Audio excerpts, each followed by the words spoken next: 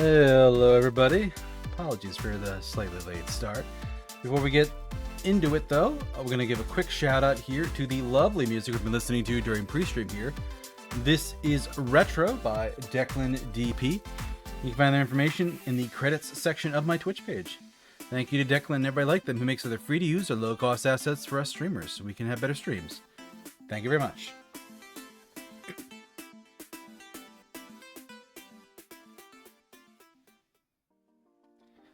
Hello everybody, good morning, good afternoon, good evening, good night, wherever it is in your part of the world. I am Deuscain, your variety tape streamer for the night.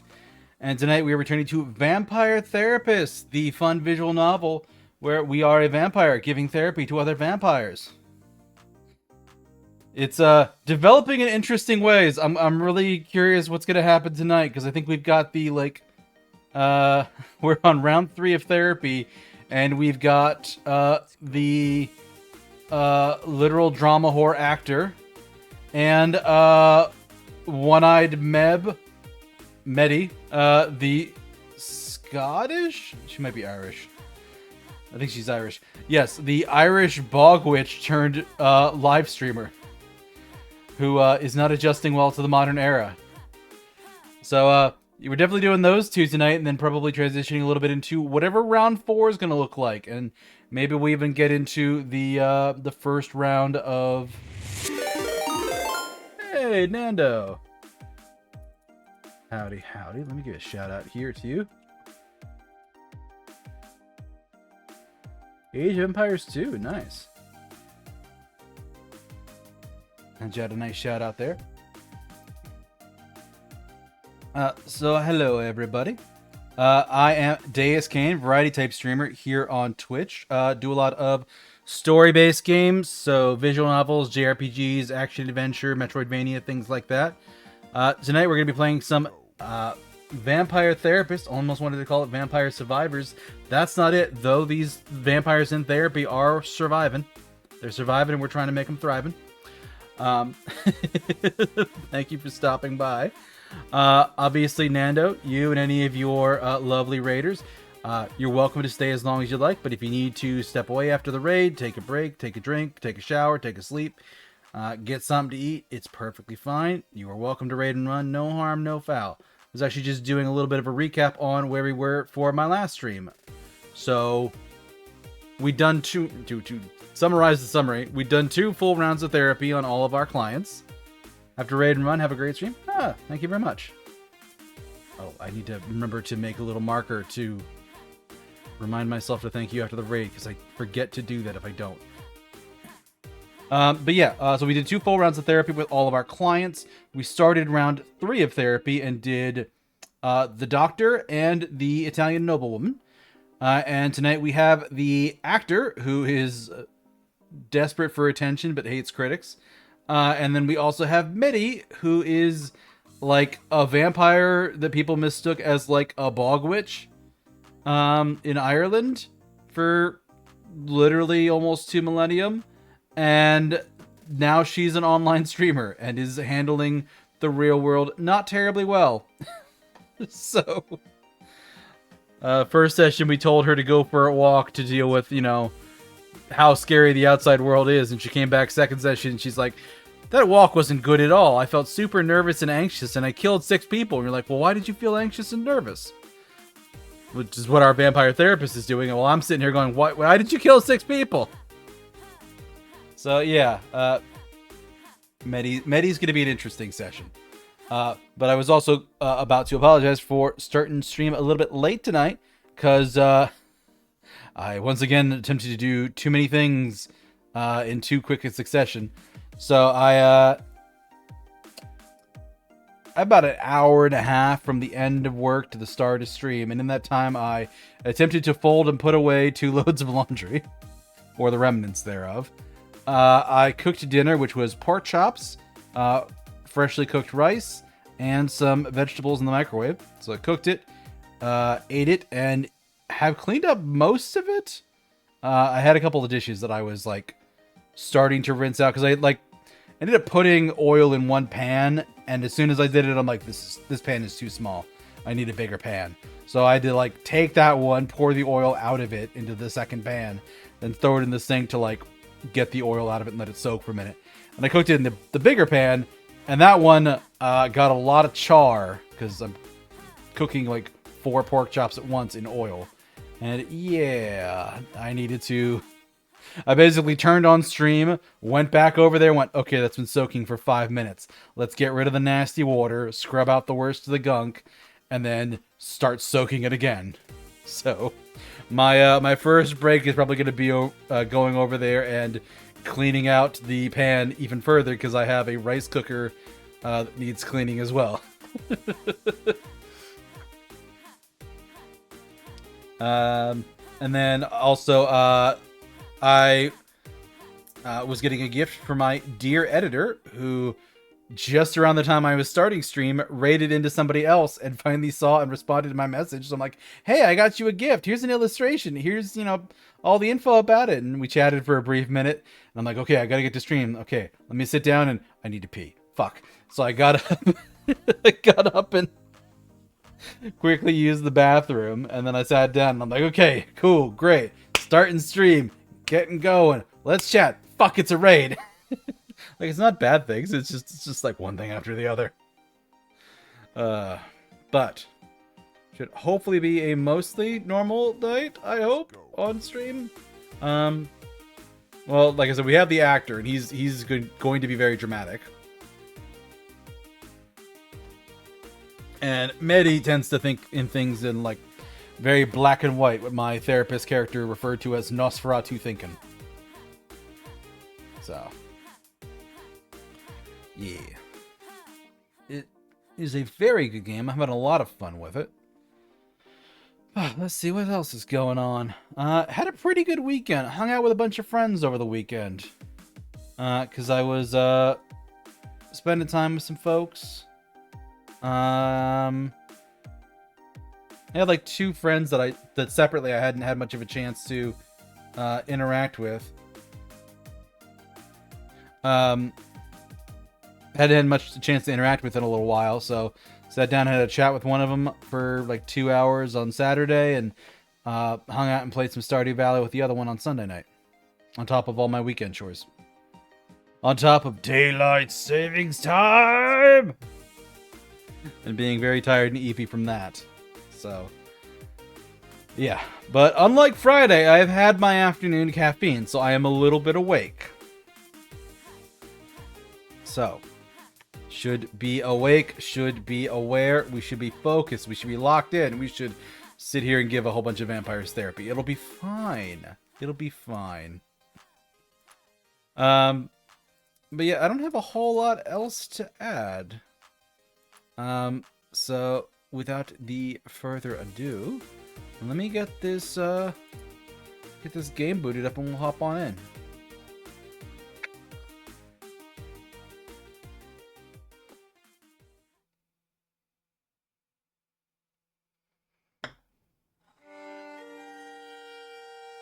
All right, audio looks good.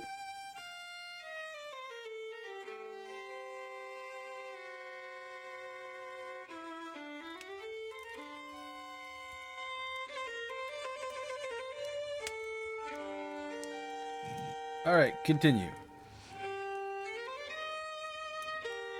2028 looks like the latest save. Yeah, that's from February. Okay.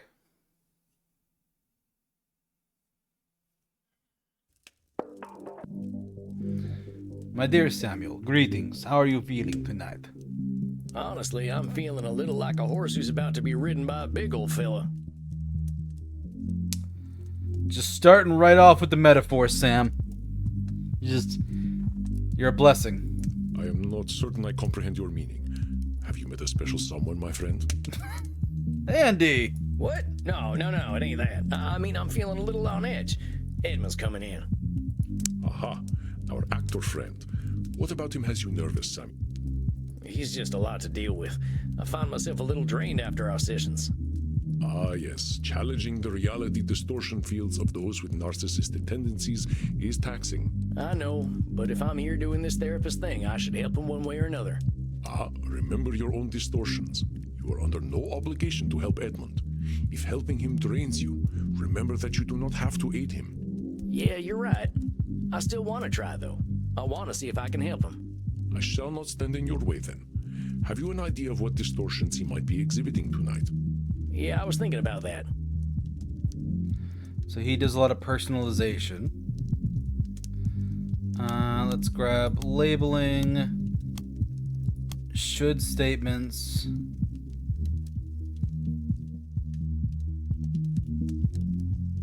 Let's say emotional reasoning. He is very emotional.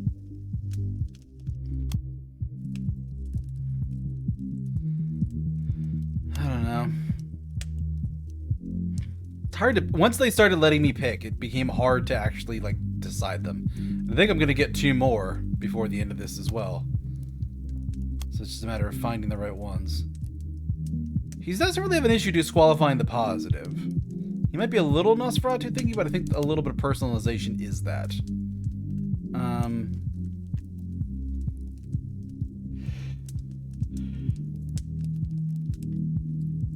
Yeah, labeling and should statements are easy ones to add because they don't really tie into anything else.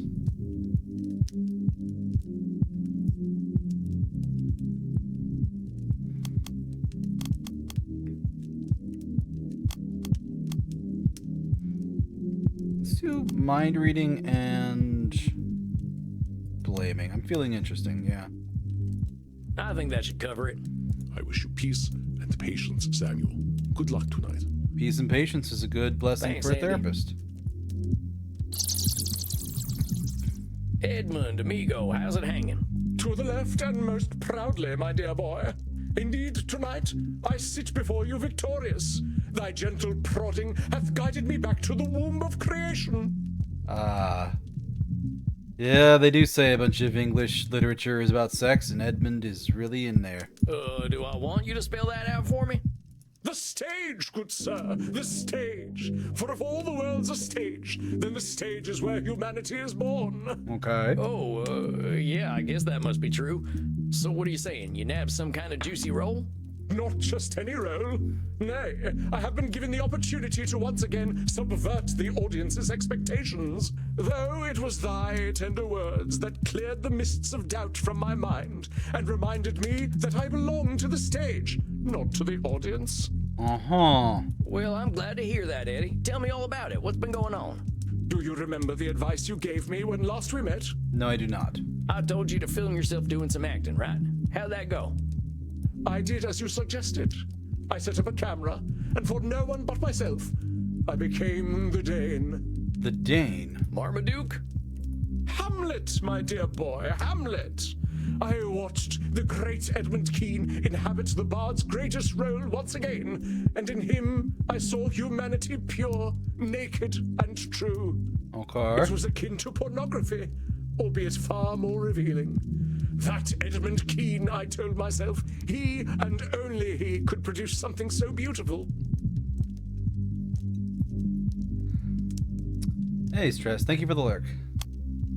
Personalization was his Wait thing. just a minute there, Eddie. You're an incredible actor. Everyone agrees on that. But it's a big world out there, and everyone's got their own experiences. We all got capacity to do incredible things. It's a combination of luck, perseverance, and being in the right place at the right time. You ain't a great actor because you're Edmund Kean. You're a great actor because of the things that made you Edmund Kean. You toy with the fates and flirt with pedantry, my dear boy. Oh, it is oft said that an infinite number of monkeys with an infinite number of typewriters at infinite time could produce all the works of Shakespeare, but such a thing is infinitely unlikely. I mean, infinite is a lot of everything. But, hey J-Log, happy belated Daylight Savings Day to you as well. The weekend was, at least by an hour, too short, but otherwise pretty good. I got to hang out with a bunch of friends. So, good times. If you will permit me to continue, to watch myself act without an audience was simply rapturous. Ah, nice, J-Log. I'm glad you had a good weekend. I am not ashamed to admit that I did weep. I wept for the stage, that I deprived it of my greatness on account of my own misplaced dread. Oh, and congrats on the gastrodon. Nice. I have been a cream-faced loon, a devout coward, and most religious in it. Why should Edmund Keene fear any audience? I mean, those are labels. Also, that's a should statement. Whoa, slow down there, Eddie. I don't know what the heck a cream-faced loon might be, but it don't sound too good. Think about the Edmund that showed up here 2 months ago. If I had hurled a bunch of insults at him, would that have motivated him in any way? I suppose not. That lily-livered boy was not ready for the weight of truth. You were wise indeed to treat him gently. That boy's you, Eddie. He's still in there, so be nice to him, all right? Darn right, Sam. Very well. Honeyed words entrap sweeter prey, do they not? You spoke truly. Edmund Keene bared his chest to all the slings and arrows of an unappreciative audience and was somehow surprised when they hit their mark. The Edmund Keene that you see before you is armored in love of the craft that no arrow may penetrate, and so casts aside the cloak of cowardice. A cowboy with upper-class noble in terms of conversation. Yeah, well, actually, the noble was the one right before it, where she's like a literal Italian noblewoman who's obsessed with art. This guy is just sort of a pompous ass. He's an actor, and a very old one. To think, I feared mortal directors. I feared the audition and the criticism that would come afterward. I feared the cast list, bereft of Edmund Keene. Can't wait to find out that this guy became a YouTuber or something. But to you I give thanks. For can a mortal director know my brilliance? Nay, they're all clay-brained guts and mouldy rogues. Their disrespect for the craft makes fools of them. That sounds like blaming. I believe Edmund's view of his critics may be a bit narrow. Just a bit. But to you I give thanks. For can a mortal director know my brilliance? Hey, what's that labeling doing for you? If you don't respect directors, why do you think they're gonna respect you? Because I am worthy of respect. I create. They merely push the chess pieces on the board. You know, my old buddy John used to say, respect given is respect earned. Maybe them directors would be bigger fans of yours if you didn't call them names. Perhaps 'tis so. But they should know my value. I know in my damned soul that the stage is worse off without Edmund Keene, and nothing any mortal director can say will disabuse me of this. Ergo, I did ask myself, Edmund, what is an audition? Is it a trial to overcome? Is a director a god dispensing holy judgment? No, they're a client. You're selling yourself to them. And I replied, Edmund, do not ask such foolish questions, the answers to which thou knowest well. An audition, my dear boy, is not an opportunity, but an invitation to display the craft before another. Not So I entirely told wrong. myself, why not act, dear boy? And so I did. So you did an audition, all right, that's great. Did you have fun with it? You speak so simply, my friend. Fun does not adequately describe the feeling one has when the muse takes over. It is transcendence, an affirmation of purpose, to condense humanity within oneself, if only for a moment. It is an orgasmic experience. That sounds intense, Eddie. Having an orgasm in front of someone else is pretty brave. Sam? Oh, but it is freeing. A true actor hides nothing. The director, she told me she had never witnessed such a thing in all her years, few as they were. I am certain that she thought to herself, is this Dionysus reborn? Why have the fates graced mine eyes with such depth of the human spirit? How would you know what she was thinking? So, how do you know she was thinking that, Eddie? A director's usually just thinking about how they can put on a good show, right? Oh, thou sweet babe, how little thou knowest. The poor lady has only seen a parade of mortals cross her door. How could she be prepared for Edmund Keene? Well, maybe she couldn't be. I'm just saying you're gonna be a lot more content if you're dealing with truths. If you go into this assuming she thinks you're a god reborn, how are you gonna work together? You both got your jobs. Hers is putting on the show, and yours is lighting up the stage. Reading her mind ain't letting her speak it. Ah, getting a post in a snack. Nice. Hope it's a tasty one. You must ever play the mirth-destroying ninny, mustn't you? Yes, I could not read her mind, I admit it. Art thou satisfied? Very. It ain't about my satisfaction, Eddie. I'm just making sure you're going into this thing with a clear head. If you must, but allow me to continue. This time, my friend, I did not have to wait for a cast list at all. You are looking at a leading man once more. Hey, congratulations, Eddie. That's great. See, I knew you'd get your mojo back if you remembered what made you love the stage in the first place. For this, I am eternally grateful, and indeed, I do have an eternity to be grateful. Yeah. Now I can already hear the calls resounding through the theater.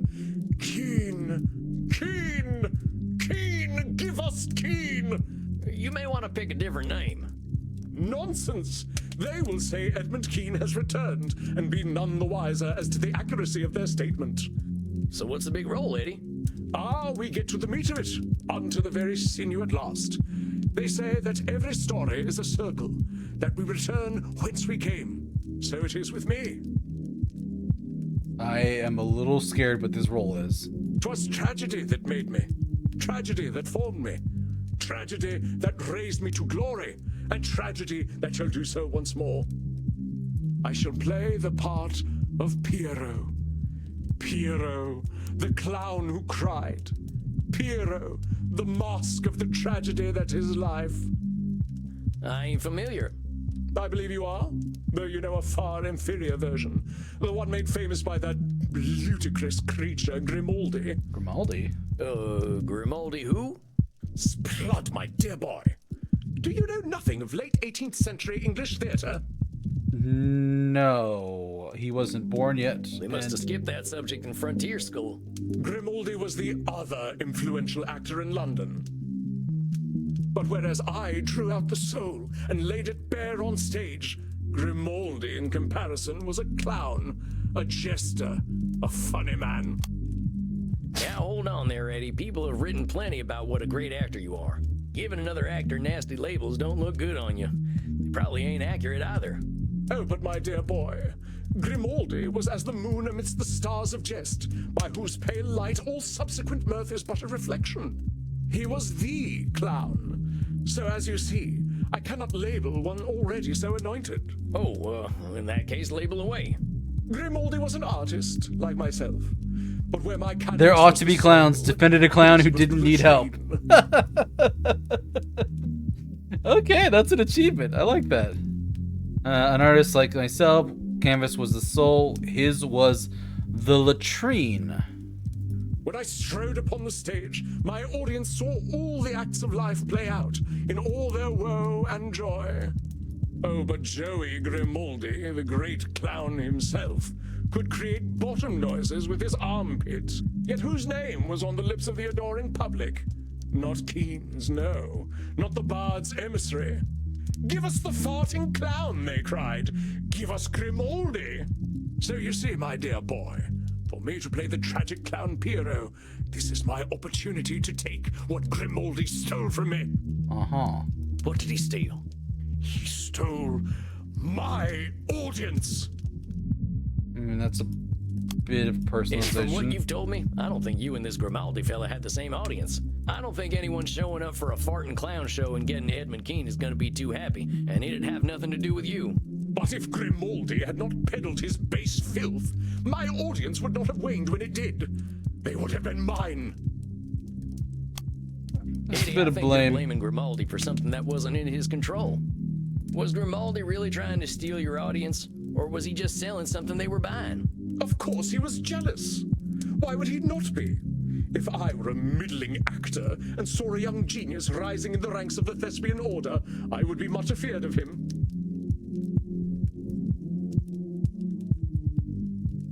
It's a little bit of mind reading. Yeah, that's your thinking, Eddie, not Grimaldi's. You can't know what he was thinking. Then you are a fool indeed, dear boy, for Grimaldi was the middling actor and I the young genius. It is my insight into character that allows me to see his mind. Grimaldi wasn't a character, though, Eddie. He was a person. People are real complicated. He was a thief and a fool. If not for his cheap entertainment, I would have had the whole of London hanging on my every word. But he can't steal your audience because they don't belong to you.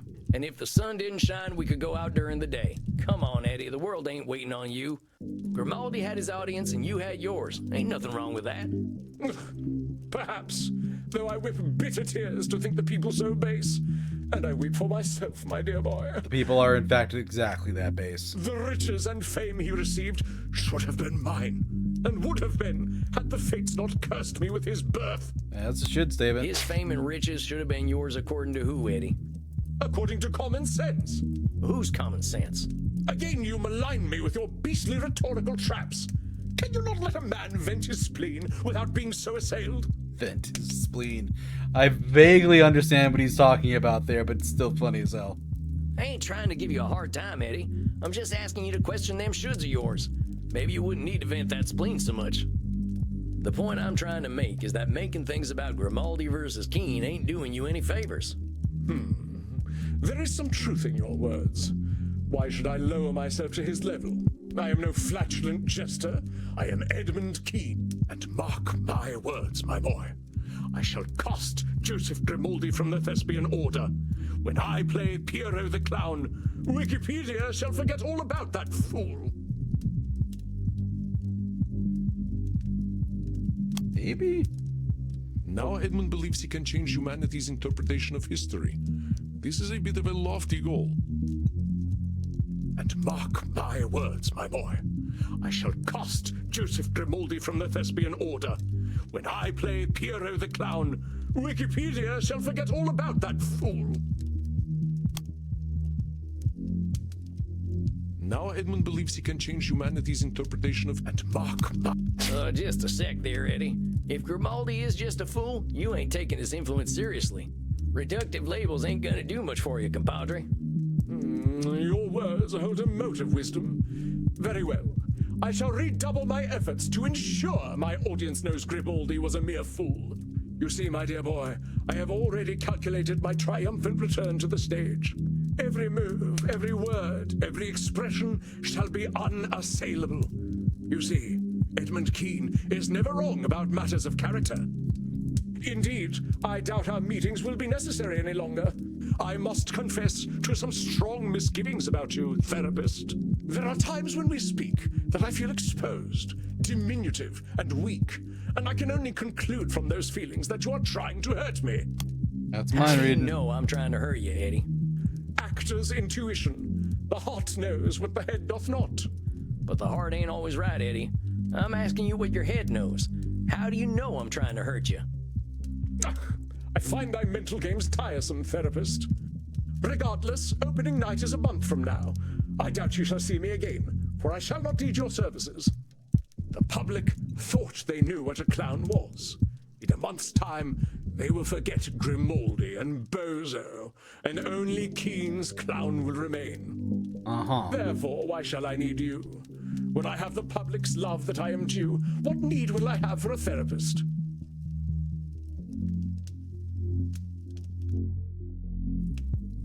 You might need me for emotional support going into your next big role. Oh, come now. I am now reconnected with my muse.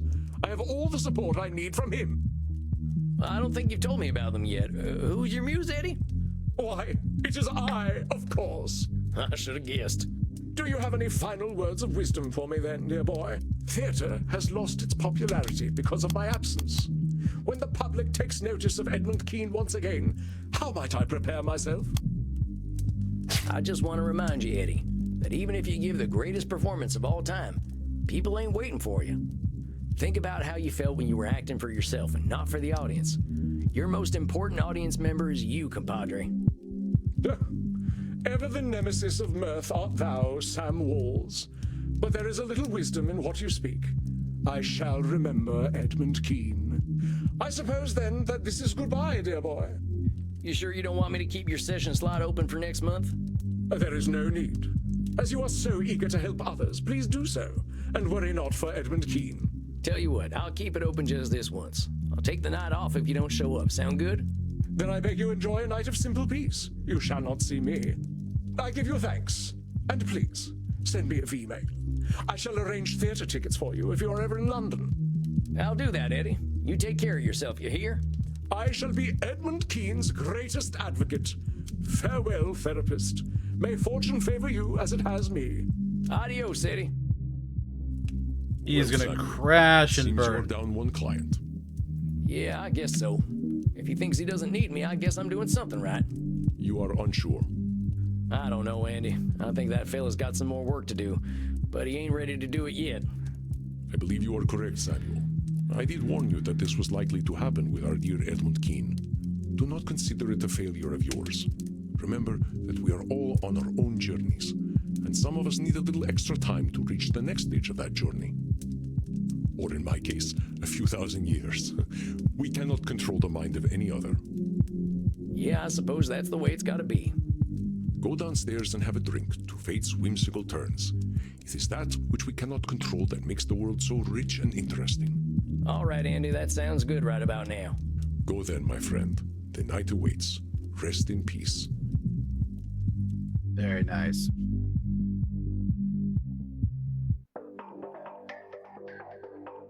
Well, that was a weird one. I guess it always is with Edmund. Half the time, I can't make heads or tails of what that feller's saying. I'll go check in with Crimson and see if she's got any of her wisdom to share. How we doing tonight, Crimson? The drinks are flowing and the blood's pumping. Can't ask for more than that. How are you, Sam? Well, I had my first client graduate. They quit therapy today. Congratulations, cowboy. Helped a vampire see the light, huh? How do you feel about it? I got no reason to hold on to my clients forever. If he feels he's ready to move on, then I'm happy for him.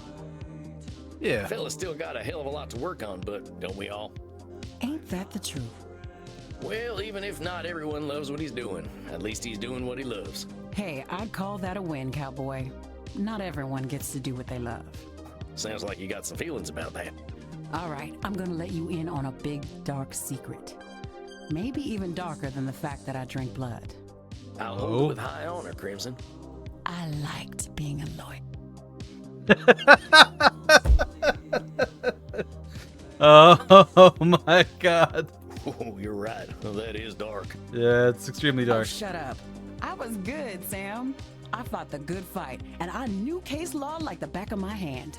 The law just moved too slowly for me in the end, and getting cancer made it seem meaningless. Now, I love this place, and I love Andy, but I know I wasn't born to bartend. Couldn't you practice law in Germany? You try learning German and tell me how it goes, Desperado. Oh, come on. It ain't that hard. I've picked up some German already. Ich spreche Deutsch good. Deutsch. Hold me, Maxie. The cowboy is being once again too cute. I believe I shall burst. Hey, Reinhard. Cowboy, come with us and we will teach you how to speak sehr good Deutsch. I think I hear my dinner calling. I'll talk to you later, Crimson. Be gentle with him, you two. Now we will teach you the German that is most important for you to know. It is important to ask politely when you wish to drink from someone's neck. Tell them, your neck is beautiful. May I drink from it? Ihr Hals ist wunderschön. Darf ich von Ihnen trinken? Trinken. Now ask Reinhard if he will let you drink from his neck. It is very important to get the declensions correct in German. All of these are wrong. All of these are wrong. Dark ick drink. Dein Walls ist wunderschön. Dart ich von trinken? Walls ist wunderschön. Darf ich von ihnen trinken? Your neck is wunderschön. Dark ich drink. Walls ist wunderschön. Darf ich von ihnen trinken?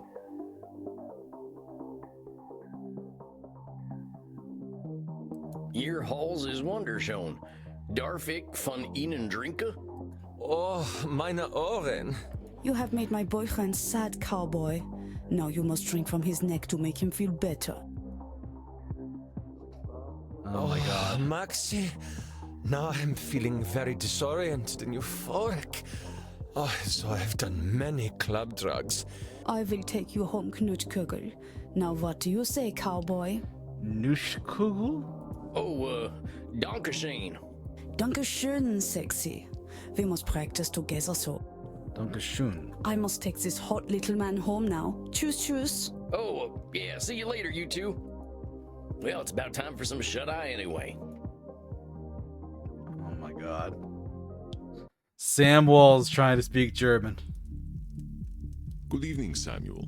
I believe you are seeing your elder vampire tonight. Alright. We've got an ad break coming up in about 10 minutes. I'm going to trigger it a little bit early. Check on that pot that I've got soaking and clean it up a little bit and maybe grab myself a quick little snack. So, be back in a few minutes, folks.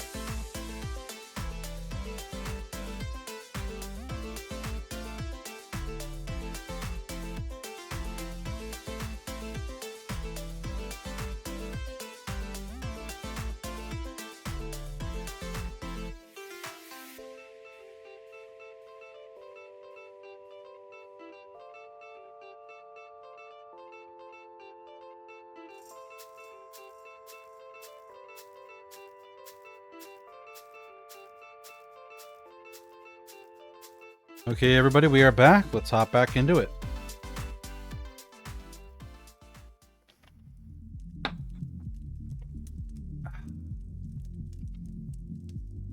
Good evening, Samuel. I believe you're seeing your elder vampire tonight.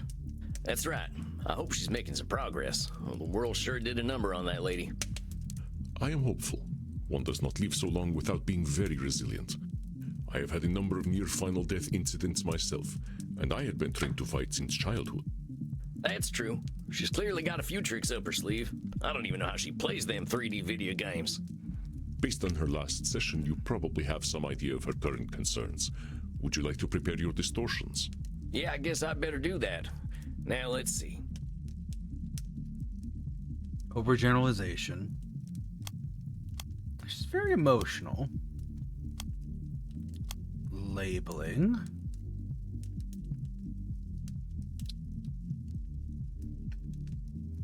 The overgeneralization is a variation on Nosferatu thinking, so it's not that.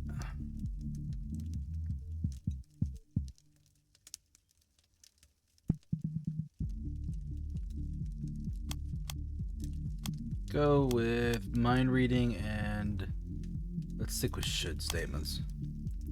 All right, I think I've got what I need.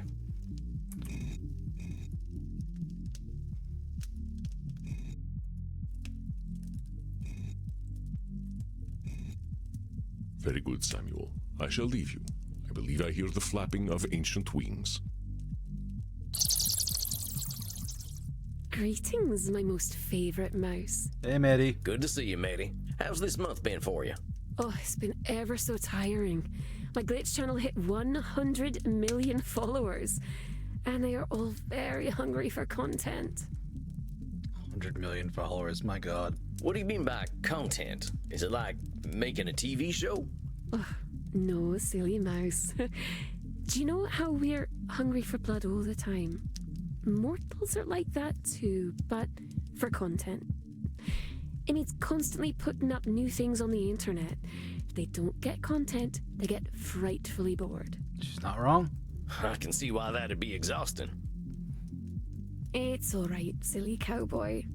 It can be very nice. They're always very excited to see me. And they give me ever so much money. I don't know what to do with it all. Well, sounds to me like you can afford to take a break, huh? Did you take that day off like you promised? I did. I didn't like it very much. I'm sorry to hear that, matey. What was bad about it? It was very quiet. It was just me, alone, with no one to talk to but the voices in my head. And those voices are very unkind. We should probably work on those voices. What do they say? They say, Maddie, you're being a very naughty vampire. You should respond to your zealots. You should be planning your content. Should statements. Well, heck, matey. Who the hell do them voices in your head think they are, telling you what you should and shouldn't do? Them shoulds don't mean anything at all. It ain't nice of them at all to be pressuring you. It could certainly be a lot kinder. I already know that I should be preparing my content and answering my zealots. They don't need to be rude about it. Exactly. Maybe they were being rude because they know they're full of horse shit, huh?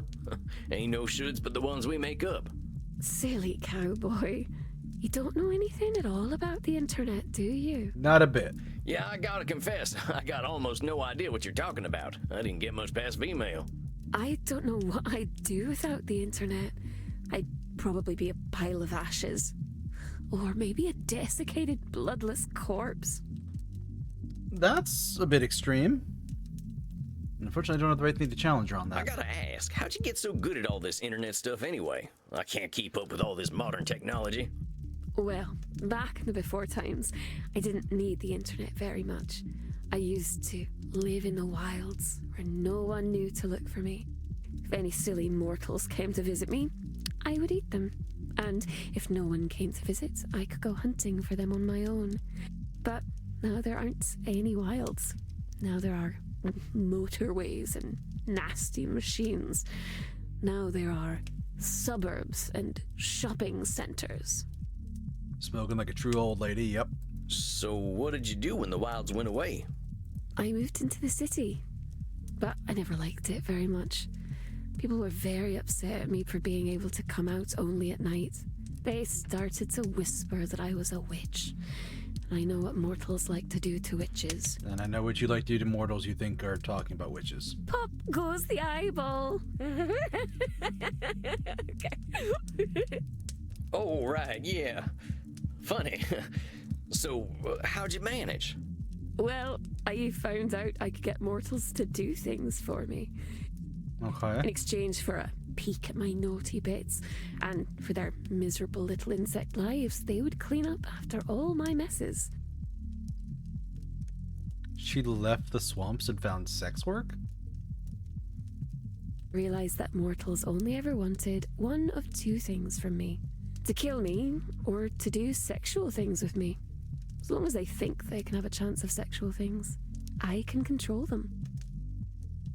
Huh.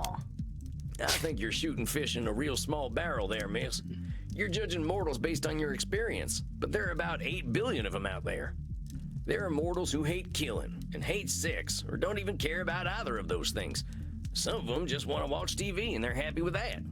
Those are even more disgusting, because they are cowards and liars. Most of my best friends over the last millennia have been insects. Do you know why, little mouse? Because they're honest? Oh, why don't you tell me? Insects never lie. They kill, they eat, and they make babies. Sometimes they eat their babies. They don't pretend to be intelligent and chivalrous. They just are. Yep. They never surprise me. That's why I don't let mortals surprise me either. If they were honest, they would eat their babies too. That's a bit much, Mitty. Well, that conversation took a kind of dark turn, but I think I get what you mean about not letting mortals surprise you. You're protecting yourself, and that's a sensible thing to do. That being said, you seem pretty convinced that danger is a sure thing. That's right. If I let myself feel safe, that's when they'll come for me. I think you might have that in reverse, miss, if you don't mind my saying so.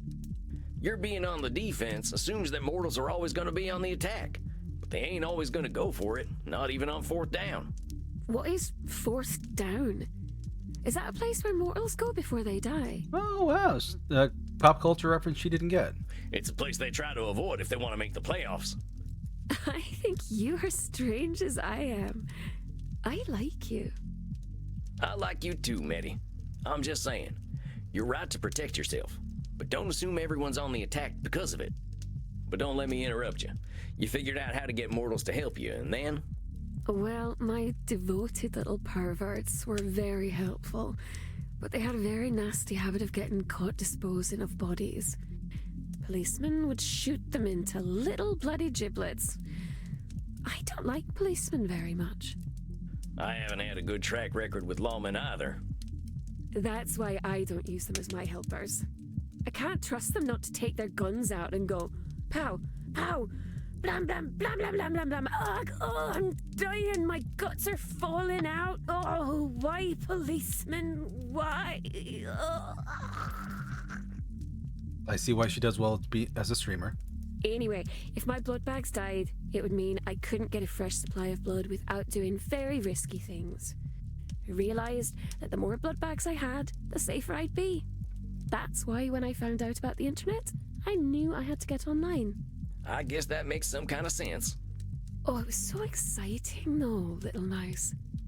All of a sudden, I could make people do whatever I wanted without having to leave my flat at all. I had so many fans, and they would disappear, but then they would be replaced by even more. Just like insects. It feels like labeling. It was very easy back then. All you had to do is say you were a girl and the grabby little grubs would come out of their holes. Ah, we want vaginas. So I ain't exactly gonna defend how menfolk act on the internet, but going back to what we were saying before, using these funny labels of yours probably makes it easier to fall into the overgeneralization trap. If you label people on the internet grabby grubs, well, that's all you're gonna find, know what I mean? Sometimes I think maybe you're a fun vampire. You take all the fun and go... I ain't trying to ruin your fun, Medi. Just asking you to think about the words you use and why you might be using them. But then people realized they could say that they were anything on the internet. It was all like a big game. And what do you suppose I said I was, little mouse?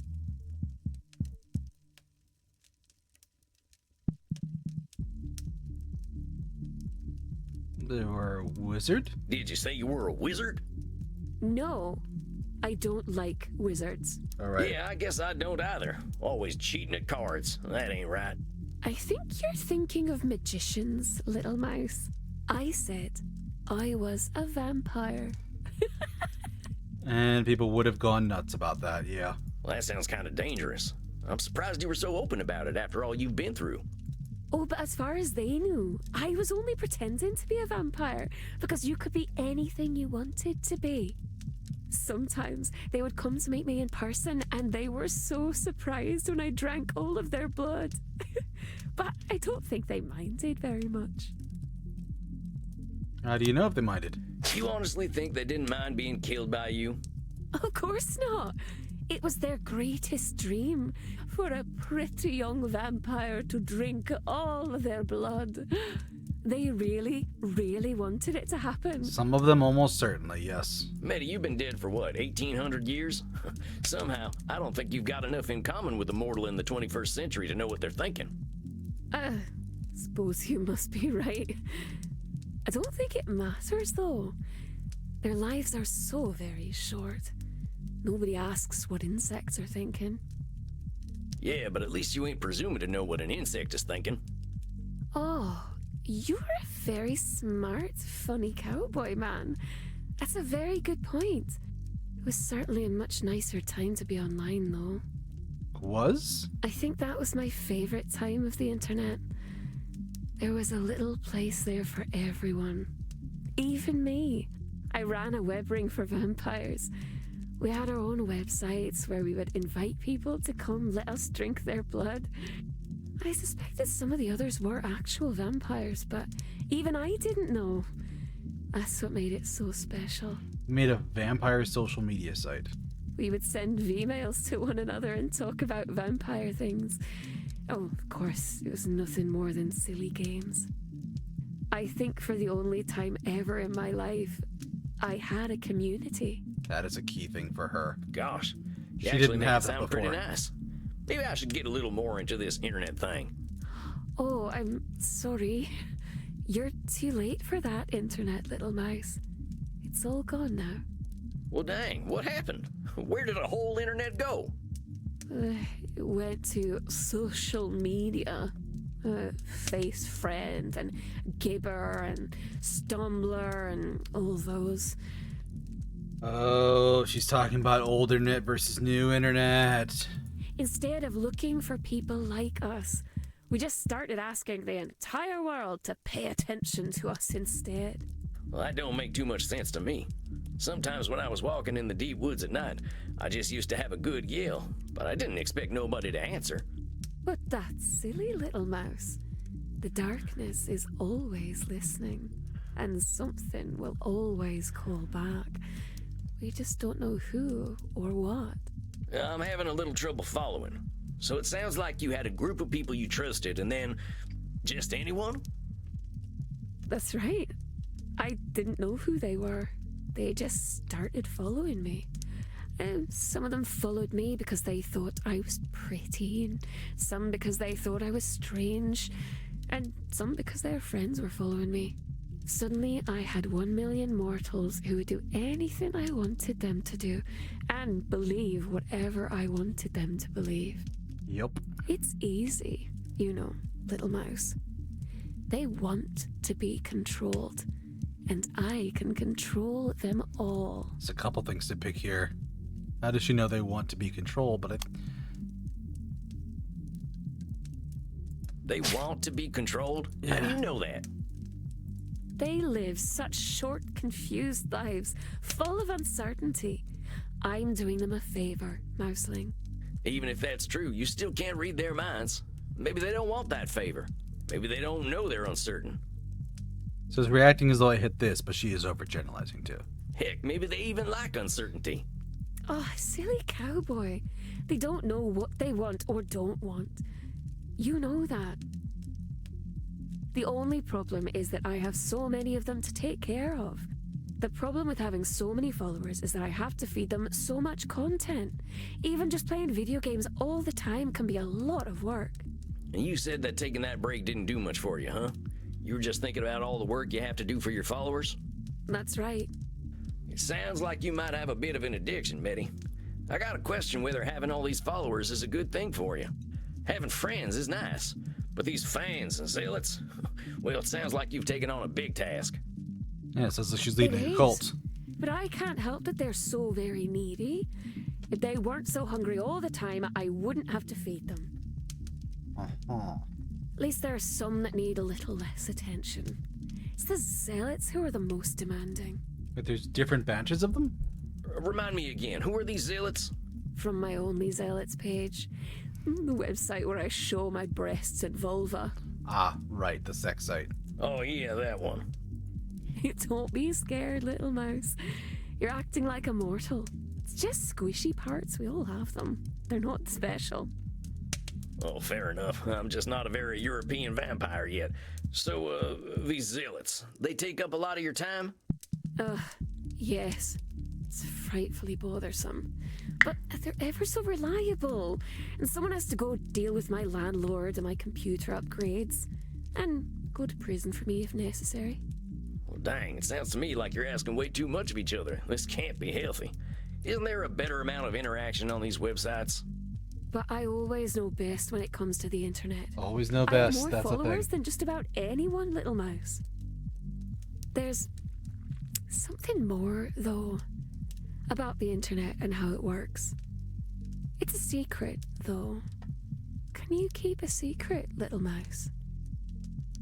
Nothing you say leaves this room.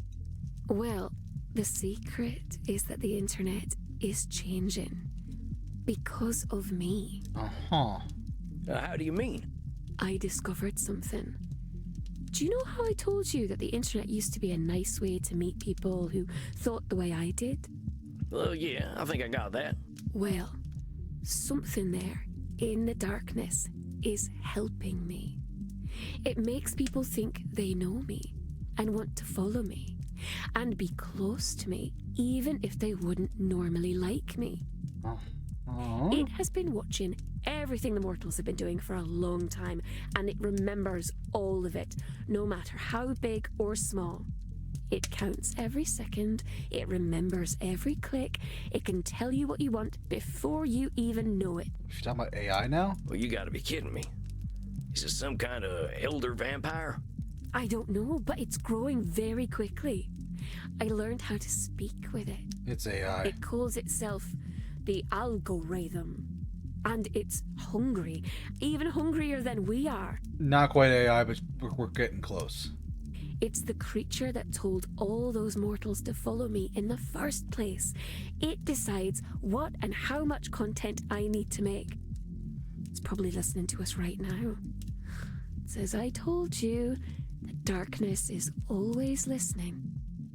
Mitty, if what you're saying is true, I think this is some really dangerous shit. This algorithm sounds like it's trying to turn humanity into a big formula. But it's doing it. What if all mortals really are just the same? Nope. Mitty, I don't think that's true. You said it yourself.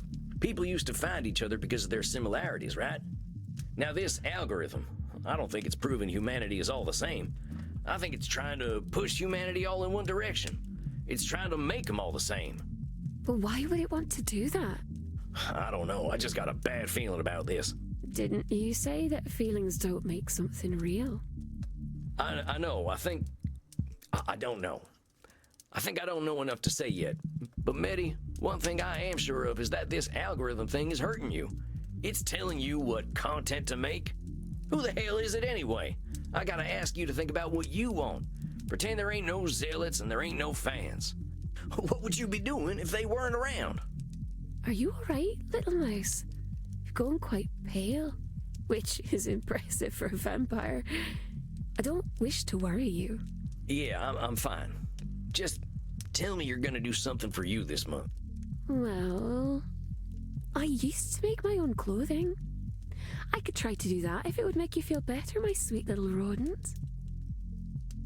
What'd make me happy, Okay. Maddie, is you doing something just for you. Does that sound good? All right. I'll try then. I will see you next month. Of course. You take care of yourself. I'll be looking forward to seeing what you've sewed up next time. Then, farewell, little mouse. I hope you find a nice hole to scurry into. Hey, did you get that stuff about the algorithm? You ever heard about anything like it? I am not eager to reveal such things to you, but there are sleeping terrors that could certainly consume us if we are unlucky enough for them to awaken. But this, no. I am not aware of any such creature. What Mehdi described, a creature that takes note of every small change in nature, sounds like a force of nature itself. I will make inquiries. Do not fear, Samuel. Oh god, Crimson's gonna get a laugh out of this. Even if such a beast truly exists, it cannot change our nature as long as we are true to ourselves. This only proves how important our work is, does it not? Yeah, you're right. I guess I got a little spooked, but we'll be fine. You know what might make you feel better? Dancing. I ain't that shook up, Andy. Maybe I'll go down and get me a drink, though. I will not probe, though I am curious about your aversion to dancing. When you are ready to speak of it, I am here. You're gonna be waiting a while, boss. As long as it is less than eternity, I will be here. Okay, you go do your wise old vampire wizard thing, and I'll go drink some blood. I'll see you later, Andy. Rest in peace, Samuel.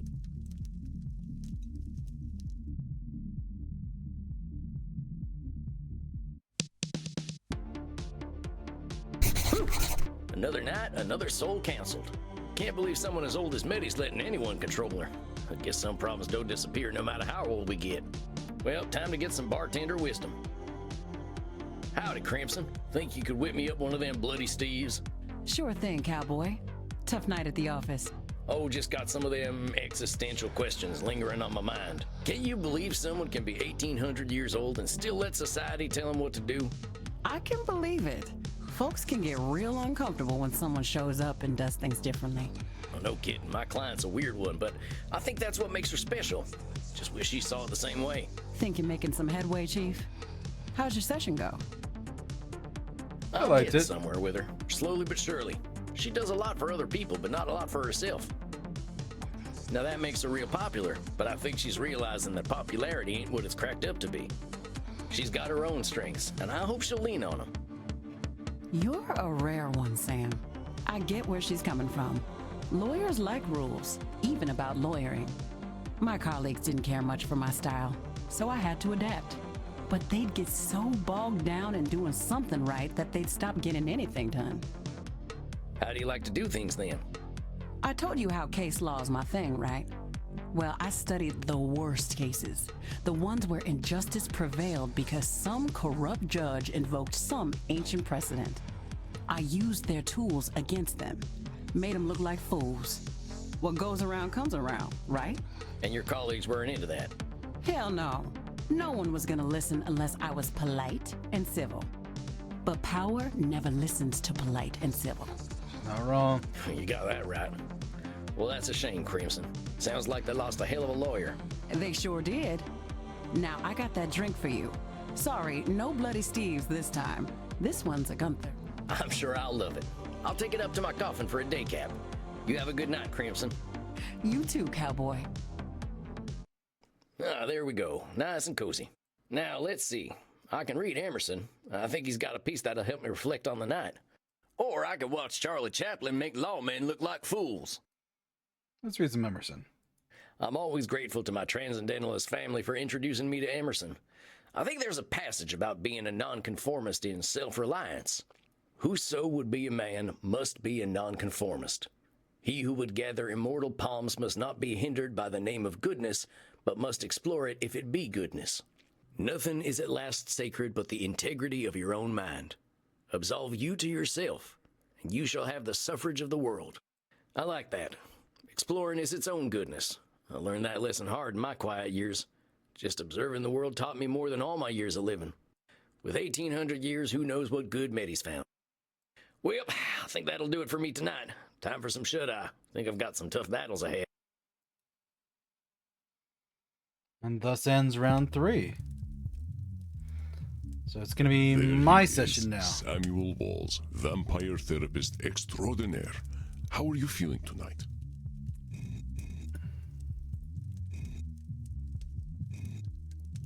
Oh, come on, Andy. I'm keeping my hat on, but that don't make me an ace therapist. No, but your progress with your clients does. I must confess, I think you are a more fitting therapist than I am. Your clients are quickly comfortable with you. I believe my clients are afraid of disappointing me. I mean, I guess I can see where that makes sense. I ain't too keen to disappoint you either. You always make that face. What face is this now? That face. Never mind. I'm teasing you, Samuel. I understand. It can be difficult to relate to a 3,000-year-old being. But let us not spend our time talking about me. I am more curious about you. Let us start with some meditation, and we will see what arises for you. Remember your place of comfort, my friend, and remember to breathe. Life just ain't fair. There once was a man named John Muir. Maybe I should start a farm or something. Not Debella. Her blood tastes real fine. Wonder whether I can rent a horse. The bastards are unstoppable now. I deserve to be punished for what I've done. Ain't right they don't let dead folk vote. Wonder what's going on back home. Hope Reinhard doesn't try to teach me more German. Crimson's real cute when she scrunches her nose up. I've been a real bad boy. Wonder how Edmund's doing.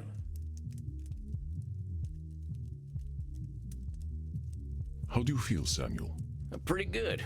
Well, sometimes my thoughts got away from me, but that's... Exactly. Meditation is not a game one plays to win. Exactly. What sorts of things came up for you? After our last session, I can't help but think about my criminal past and how I was pointing fingers everywhere but at myself. The universe dealt me a bad hand, but I played that hand poorly. I got abused, and then I abused other folk. I guess that's only fair, so yeah, I can feel bad, but maybe the universe was just evening itself out. Aha. Samuel, I know that when we both have suffered and caused suffering, it is tempting to blame the fates. But this is dangerous, a sort of cosmic control fallacy. If we expect that fate will reward and punish fairly, we are bound to be disappointed. We are immortals, Samuel. We live long enough to see old grudges die, and the judgments of our generation replaced by another. So in the grand scale of time, how can any judge fairness? Dang, that's a real good point, Andy. But a depressing one, honestly. I was never a man of faith, but walking in them woods for so long, seeing so much nature, so much life and death, I started to feel a kind of flow to the universe, you know? I understand, Samuel. I am not suggesting that you deny any kind of spiritual faith you may have. It is fairness that is the fallacy. If we cannot define fairness, we certainly cannot expect it. Okay, that's a fair fallacy. Yeah, I think I see what you mean. Dang, another cognitive distortion, huh? No one ever said being human was easy. Yes, this distortion is called the fairness fallacy by mortal psychologists. Let me give you a few statements that might have examples of the fairness fallacy, and you try to find them. I work hard to ensure my club is dope because I believe in earning my good reputation. Hey man, like, maybe it's good karma and maybe it isn't, but I just like to put out some positive vibes. The great vampire banker Count Van Gelder has been an entitled prick for 6 centuries. It's only a matter of time before he gets what's coming to him. I think I heard of this fella. He was one of them vampires pulling the inflation strings during that coronavirus thing, right? They say he caused the Great Depression back home, too. You're right that he's acting like a prick, but the universe ain't accidentally gonna make him fall on a wooden stake. You are correct. This is a fairness fallacy, and a bit of wishful thinking. You really don't like this fella, huh, Andy? He is a 600-year-old investment banker. He's tried to summon demons, and even they refuse to spend time with him. Oh my god. Yeah, and he's ugly too. Let us not descend to his level, Samuel. Oh, sorry. For you would never reach the bottom. Why bother being kind to mortals? The universe only punishes kindness. The universe punishes kindness? Well, that ain't nothing you can know, boss. Sounds like a fairness fallacy to me. Indeed, Samuel. It's the sort of thing a more nihilistic vampire might say. But such nihilism is not founded in objective reality. And nihilistic vampires are real downers at parties. At the last Blood Drinkers Ball, I ended up at the same table as Ayn Rand. Ayn Rand is a vampire? I cannot imagine who decided to offer her immortality.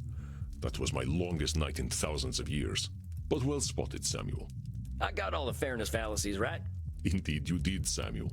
You are most adept at tracking down cognitive distortions. I got a good tracking nose, I'll tell you that. I can't tell you the incredible things I learned just being in nature for so long. Yes, you speak quite highly of this time. This is where you discovered the concept of cognitive distortions. And you said something about a flow to the universe? Oh, yeah, that. I don't know, Andy. Something about seeing so much life and death and rebirth. I think it made me start to look at things differently. It sounds as though it was a spiritual experience for you, Samuel. I think it was too.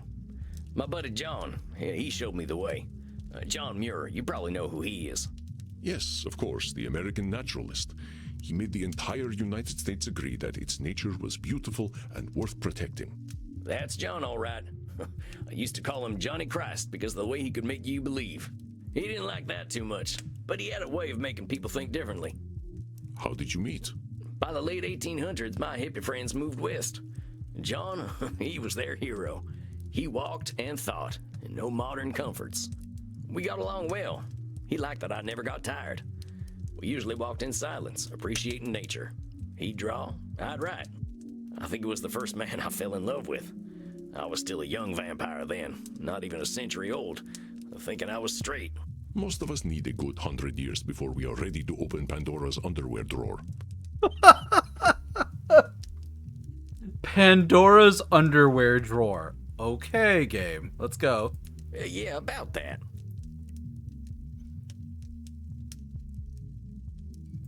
How long did it take you to branch out?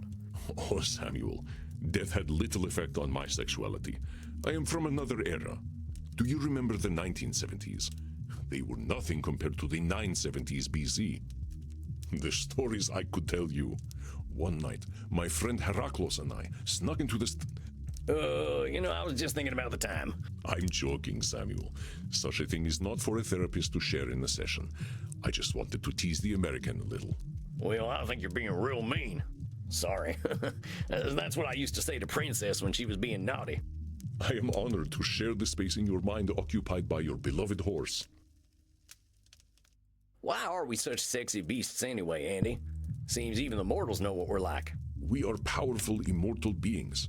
Our capacity to explore is something no mortal can dream of, as is our capacity to be bored. Dr. Drain might say that we have dopamine cravings that become harder to satisfy over time, and that might well be true. Wait, so the older we get, the hornier we get? You have an interesting future ahead of you, my friend. We'll make an international of you yet.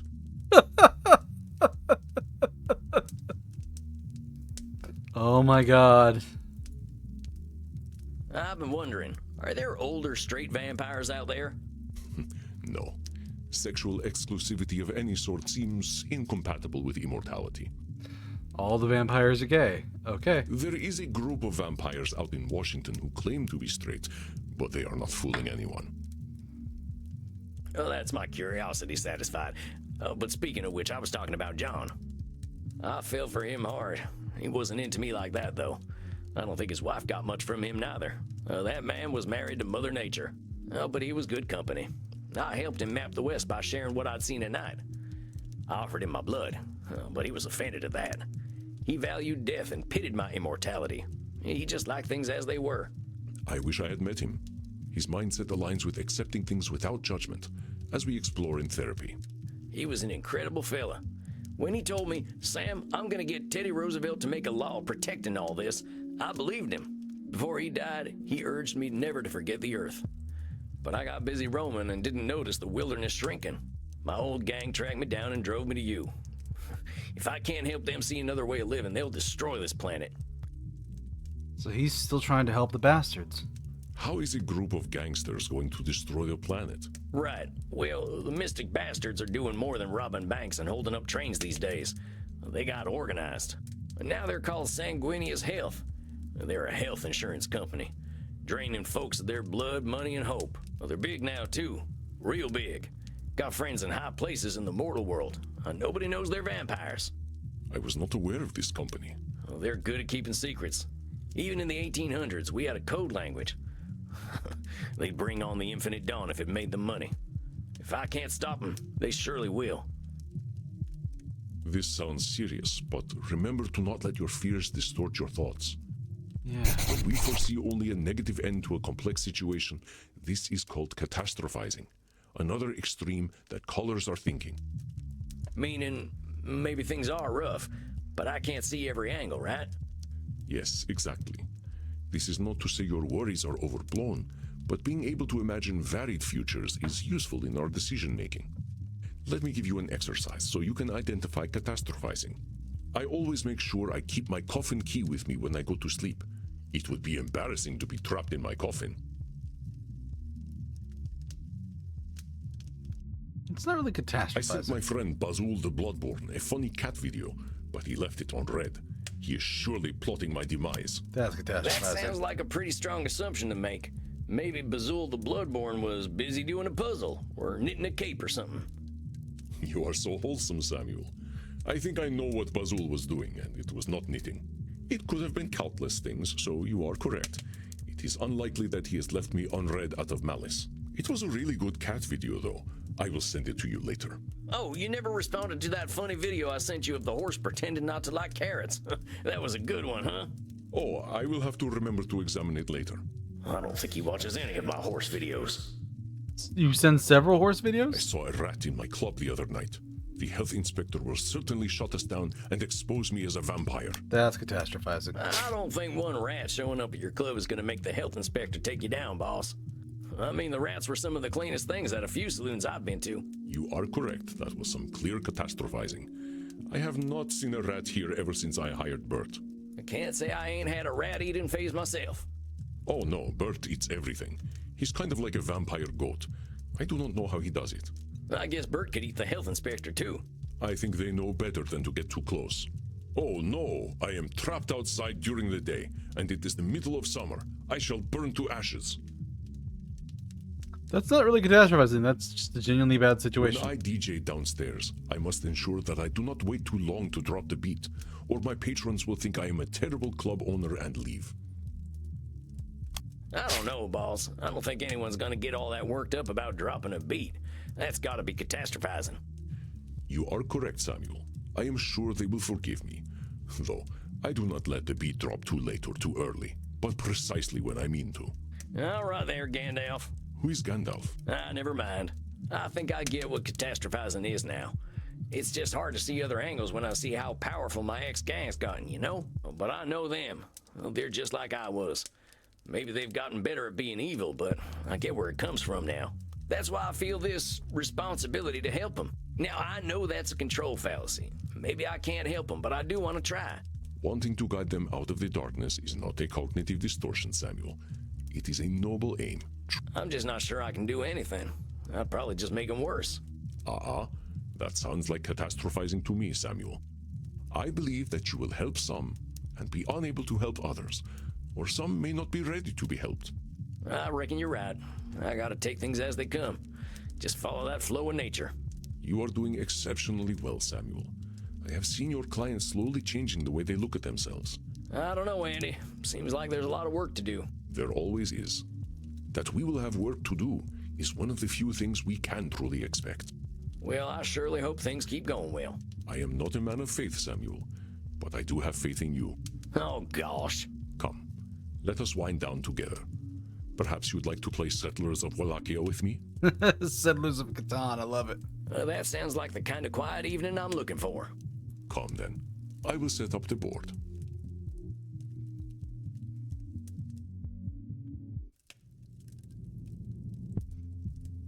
Good evening, Samuel. I hope we are feeling good about tonight.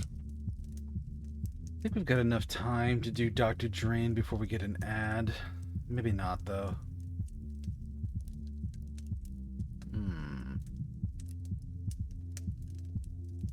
No, let me hedge my bets. Let's run the ad now. Well, actually, let me save first.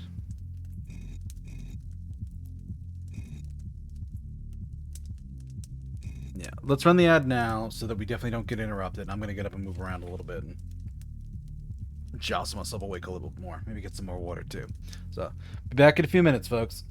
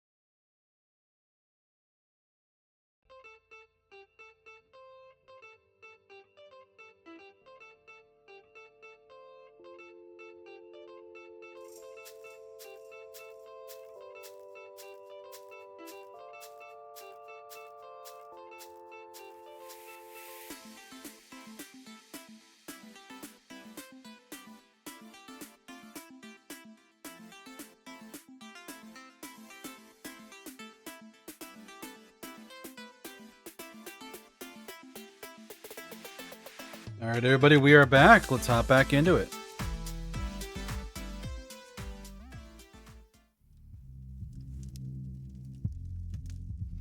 I had to take so many ad breaks tonight, folks. I'm just trying to make sure we don't get interrupted in the middle of any of the stories. But good evening, Samuel. I hope you're feeling good about tonight. So this is the beginning of round 4 of therapy. Honestly, yeah. I think Dr. Drain's starting to accept himself. That's what this is all about, ain't it? Well, we'll see how Dr. Drain is doing and if he actually drank any blood last month. Indeed, Samuel. There will always be room for self-improvement, of course. None of us are perfect, and none of us are irredeemable. I reckon so. Whoever shows up tonight, I'll give him that same benefit of the doubt. You are a wonder, my dear. What distortions do you think you'll focus on tonight? Oof. So I had the 2 new ones. And he used a lot of should statements.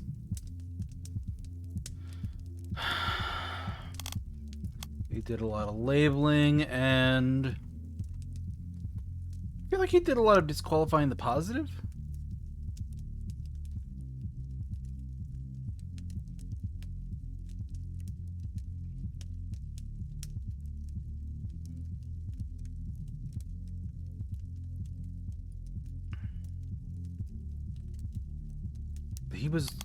He's also an always writer.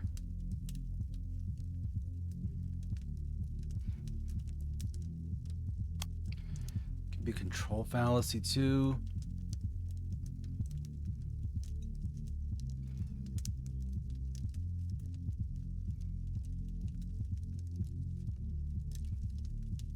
Let's grab this. I think these are the ones that are likely to come up. They all do, one way or another. We are wildly irrational beings, my friend. But I will leave you to Dr. Drain. All right, I think I'm ready. Here it comes. Is it Lourdes tonight? Hello, darling. Miss me? It is Lourdes. Oh, boy. Look, are we gonna have a civilized meeting this time, or are you gonna break them fangs out? I'm going to do exactly what I want to do. And you know what? You're going to love it, American. So lay your cares and your underpants at the door, because Lord Lourdes is here to take you away. I guess Dr. Drain's back on the stuff again. Why don't you ask the little worm yourself? Oh, Doctor, your master summons you. Hello, Sam.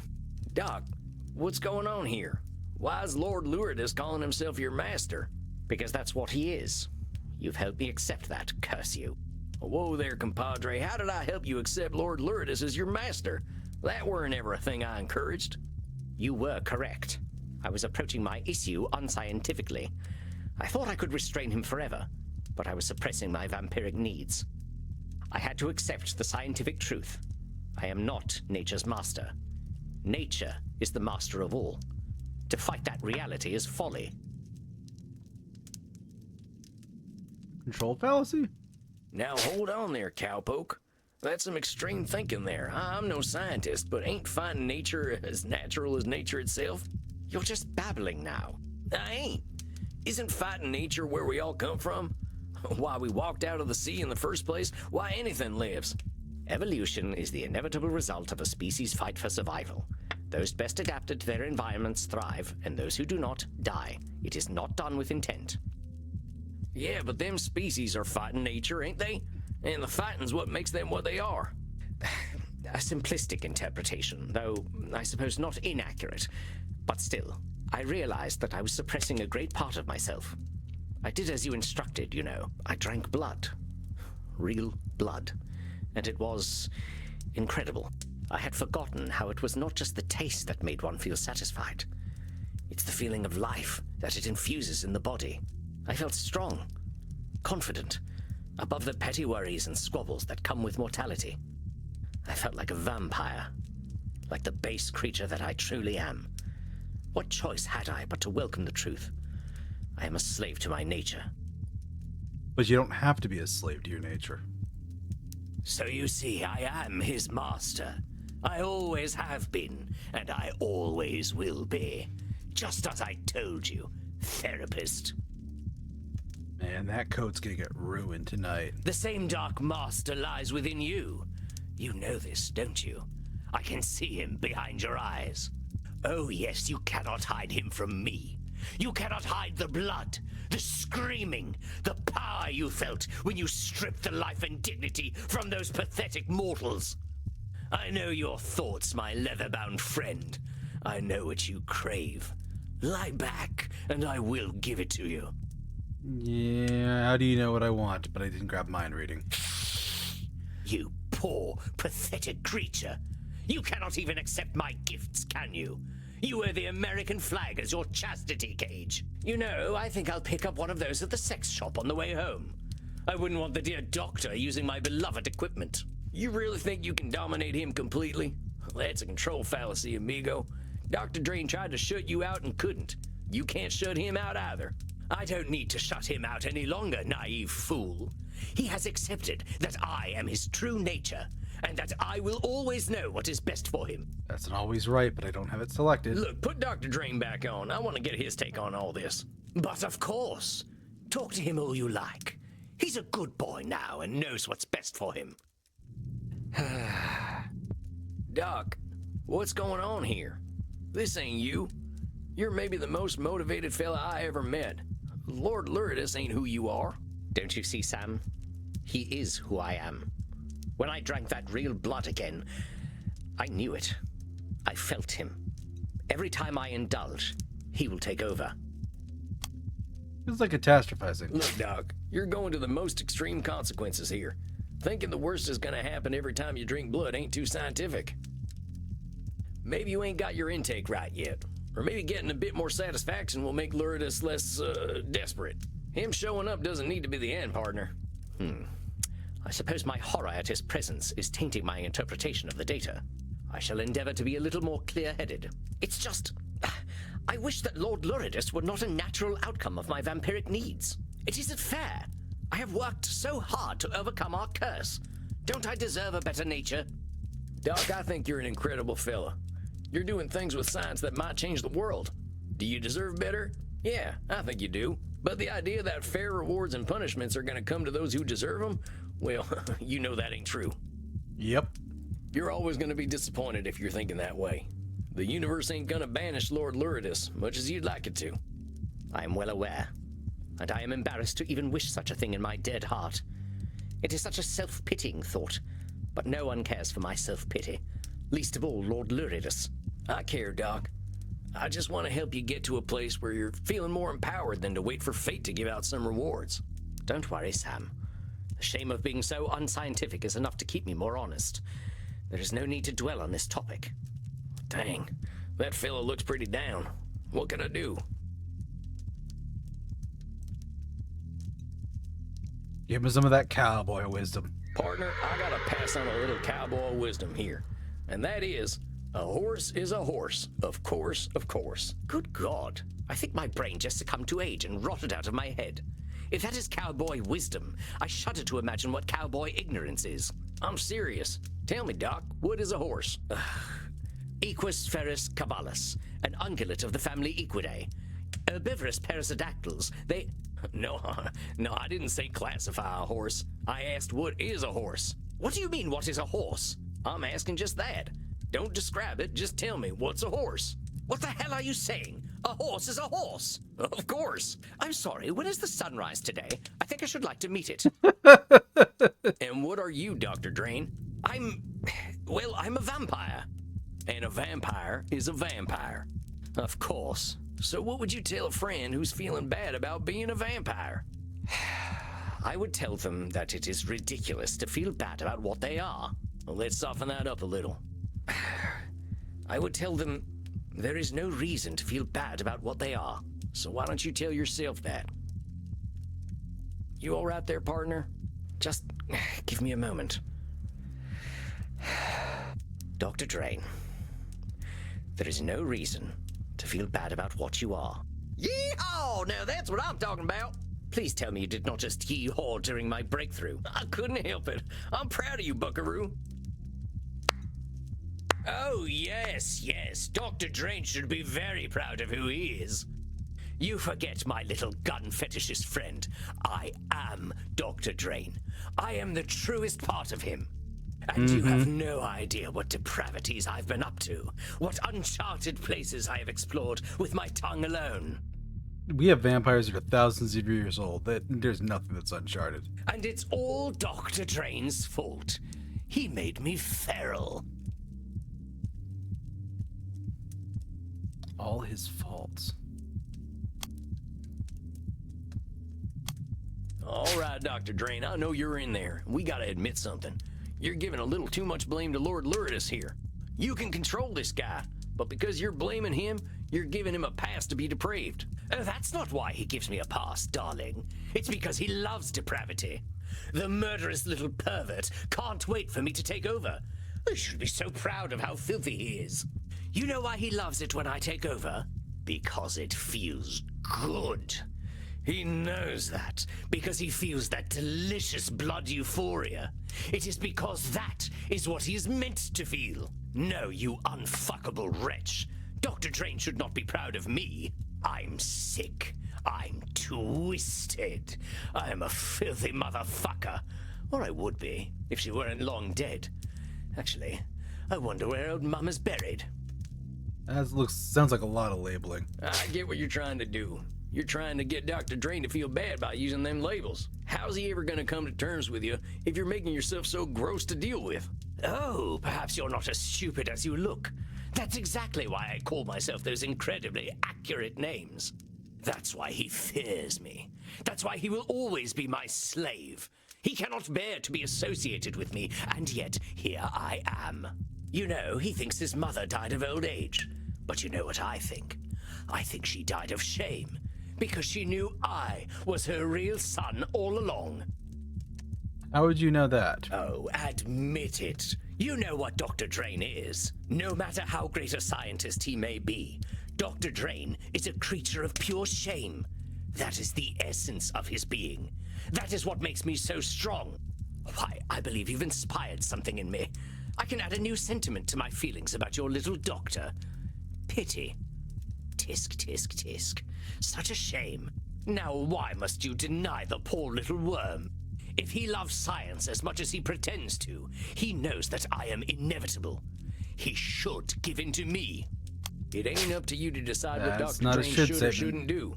All them shoulds were the thing that made him lock you up in the first place. They're what made him afraid and ashamed, because he was always thinking about what he should be or do. Of course, they were his own creation, but he cannot help it. He knows in his heart that he should... Lord Luridus, did I give you permission to speak, my little worm? I don't need permission. I just wanted to tell you something. Oh, he wants to tell me something. Well, go ahead, darling. Tell me something. I shall remember it when I'm shagging a football fanatic in a dumpster. Luridus, what the fuck, man? Okay. I accept you. What do you mean you accept me? You cannot accept me. I am your nightmare made flesh. I am the reflection in the mirror you cannot see. Nevertheless, I accept you. I accept your bloodlust. I accept your violence. You accept my cock? Yes, I accept even that. I will not deny you any longer. But as you are me, I am you. Uh-huh. I take responsibility for all your actions. I shall feed you and nourish you, and you shall live by the Hippocratic oath I have sworn. Dare you to try, you sniveling... No, I do not need to try. You and I are one. I know you. I accept you. And I love you all the same. Curse you. Curse you both. You sicken me. I love this expression on him. This is so good. You do not sicken me. I accept you. No. I accept you. No!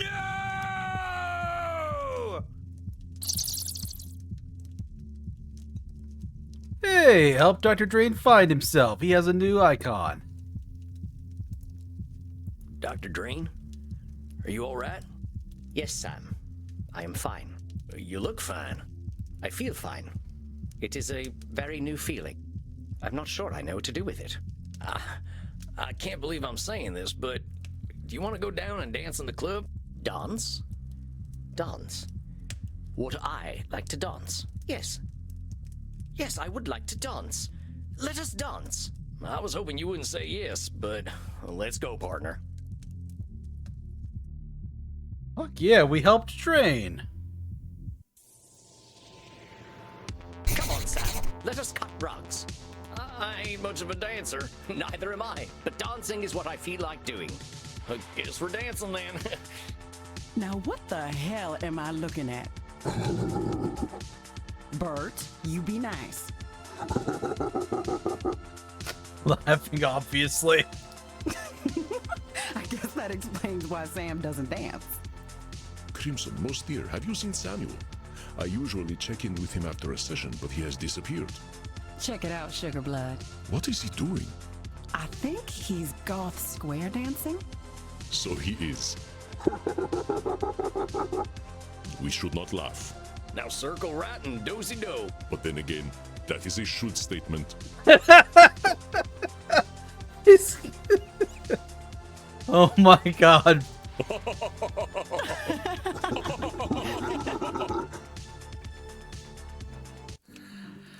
Oh my god, yes, that's glorious. The master therapist once again enters his domain.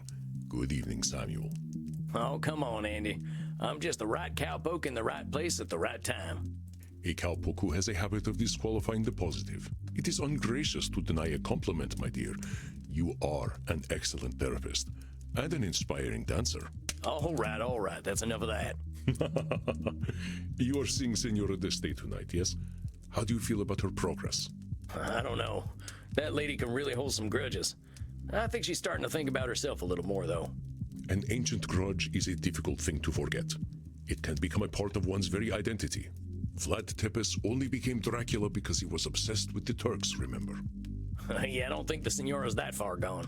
Do you feel you are prepared for whatever distortions she might bring today? Well, let me think about that. She has a control fallacy. She'd probably drop some shoulds. She'd probably complain about things being fair. See them catastrophizing, maybe?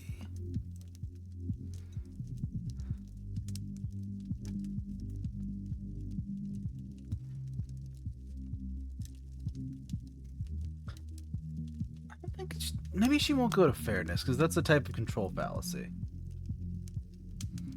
Like things... it's sort of a mix of control and should. But...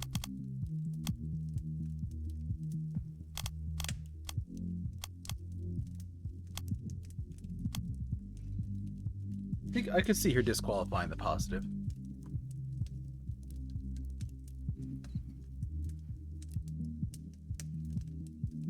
She's done a lot of blaming the last few times. Talked about her husband, but...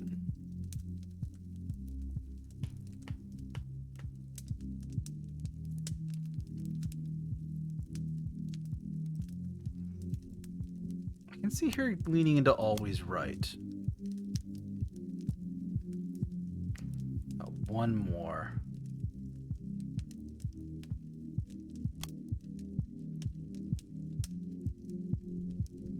Let's go good old labeling. All right, filled my chamber. I'm ready to go. Ugh. I don't remember people being like this about crossbows. Well, you can take the cowboy out of the West, but you can't take the West out of the cowboy. So it would seem. Well, good luck tonight, Samuel. I will leave you to it. All right, deep breath, Sammy boy. Here she comes.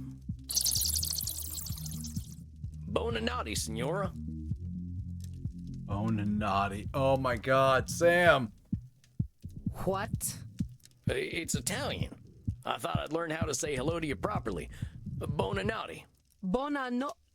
No, I cannot repeat it. I love you, Isabella. I appreciate your attempt to speak in my language, but please do not attempt to do so again. Good evening. We'll do fine. Good evening, Senora. I apologize. I am feeling delicate tonight. What's going on, Senora? The realization that I am merely a repulsive, angry old woman becomes disappointingly clear. It weighs upon me in more than one way. Whoa there, Senora. What's with the labeling? You think calling yourself names is gonna make you feel better? No, but perhaps it will help me accept reality, as you have been encouraging me to do. I never said anything about calling yourself nasty names. I am repulsive, I am angry, and I am old. They are not names, they are hard truths. She is angry and she is old. I don't think she's repulsive. It's looking at yourself in unkind ways, that's what it is. This can't be coming from nowhere, Senora. What's the deal? Last time we were talking, you seemed to be feeling pretty good. You want to know why I am disgusted with myself? Here, look. Whoa, hello there. Oh, right. Yeah, she was going to draw a centaur. I know. It is terrible. I wouldn't say that at all, Senora. In fact, I think it's beautiful. I can tell you put a lot of love into this thing. It is an entirely juvenile effort. There is nothing redeemable about this rubbish. I think Hey, you're being no a little disqualifying the harsh positive Senora. there. I ain't capable of drawing anything half that good. It's clear to me you got some sense of what you're doing. I think you're focusing on your weak spots when there's a lot of good here. Per favore, look at his abdomen. What is that? It looks like an insect's thorax. Well, you might have been a little indulgent with the abs, but there's nothing wrong with a little indulgence. I call it style. And I call it trash. Believe me, Senora, I know horses. You're a heck of an artist. Then why do I feel nothing but shame when I look upon it? If I feel nothing but disgust, then it is disgusting. Isabella's feeling does not create objective truth. I find her centaur rather adorable, for instance. Then why do I feel nothing but shame when I look upon it? If I feel nothing but disgust, then it is disgusting. Isabella's feeling does not create objective truth. Then why do I feel nothing? Senora, that's letting your good make up reality. You look at this piece of art and see trash because that's how you're feeling. How come I don't think it's trash? Oh, dear Sam. I mean this in the kindest way I can, but you are an asino. I'm guessing that ain't a good thing. It is a donkey. Well, that don't seem too kind to me. My opinions don't count. In this case, no, because I am never wrong about art. You're always right, huh? I gotta challenge you on that, Senora. Saying you're always right about art, Ooh, that can't be found true. a distortion Art within is a always distortion. changing. Nice. I've seen some European art from before your time that was supposed to be perfect, and dang, that baby Jesus always looks about 50. And they had no sense of perspective. Barbarians. Don't judge your art based on how you alone feel. Feelings ain't reality, and someone else is always going to have another opinion. You are indeed correct. But no one will see this insult to Chiron. Now, what the heck did you go and do that for, Senora? I did what one should do with garbage. It is better that the world never see such horrors. Again, Isabella expects and demands perfection of herself, a most unrealistic standard. I did. Senora, if you think there's nothing good about this piece, I think you need a vampire optometrist more than a vampire therapist. Yeah, maybe it ain't your idea of perfect, but heck, what is? If you want to see real horror, ask me to draw anything other than my gun. I mean, what are you really looking for here, Senora? You looking to bring this fella to life with your brush? You think if you don't produce something completely perfect, it's garbage? Yes. I apply the same standards to myself as I do to everyone else. Maybe that's your problem. Leonardo da Vinci once painted an illustration of my city of Mantua for me. It was beautiful. Leonardo had a mastery over art that modern mortals will never understand. But it was full of imperfections. The shape of one of the windows was wrong. The clouds looked slightly unnatural. I lit the painting on fire rather than let him embarrass himself. So why would I choose to embarrass myself? You lit a Leonardo da Vinci on fire? I lit rubbish on fire. Da Vinci painted it, but it was still rubbish. Dang, that fella must have been terrified of you. He was, though he had no reason to be. All he had to do was be better. It had nothing to do with me. I'm sure it didn't. Senora, this need for perfection you've got, it ain't doing good things for you. How can you say this? By demanding perfection, I improve the work of others. I improve the work of myself. Well, maybe that's true, but you're doing something less useful. And what is that? Promoting unrealistic standards? Senora, your standards are way too high. There ain't no way anyone can reach them. So you keep saying.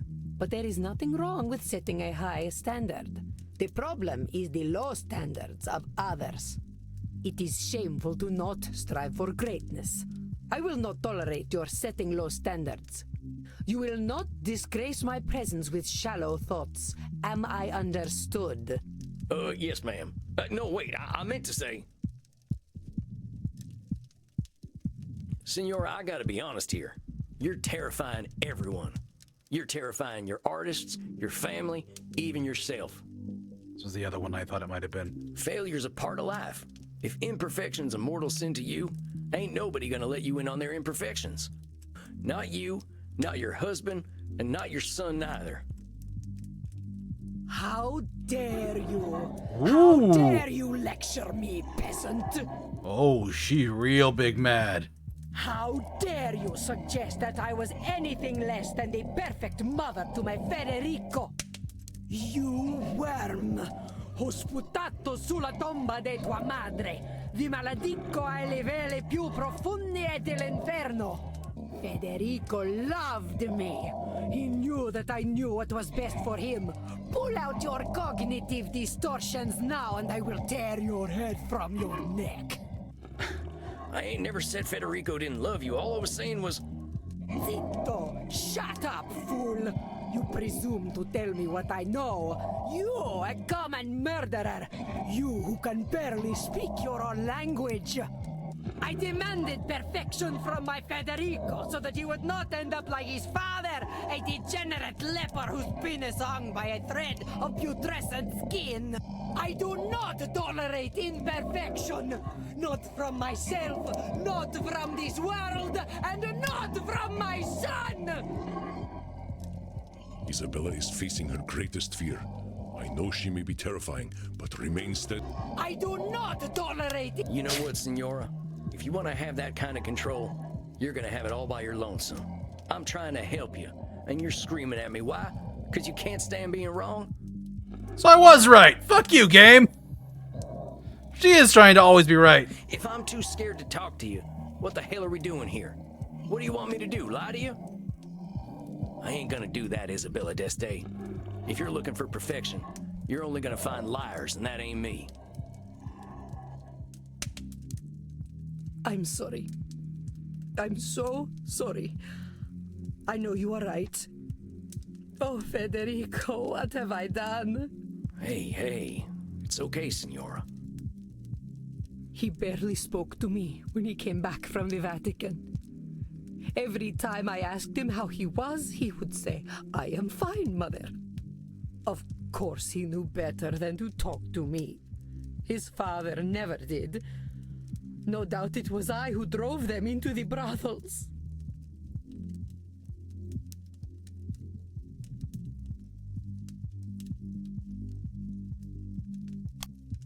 I think that Gotta be that simplifying one. things a little, Senora. Your boys made their own decisions. There probably were a lot of reasons they went to the brothels, but putting it all on yourself just ain't accurate. You couldn't read their minds or control their behaviors. Perhaps not. But I am certain their whores did not criticize them as I did. I was only trying to make them demand better of themselves. Why did the world punish me for this? Yeah, that's the unfairness one. I read my Wikipedia page, you know. It was full of lies and slander. No doubt this is how history remembers me, with slander I have earned. I read that Wikipedia page too, Senora. And you know how I read it? The people are in awe of you. They call you the First Lady of the Renaissance, you know. This only proves that Machiavelli was right. That if one cannot be loved and feared, it is best to be feared. I think you're a little too down on yourself today, Senora. But here's what I think of Isabella d'Este.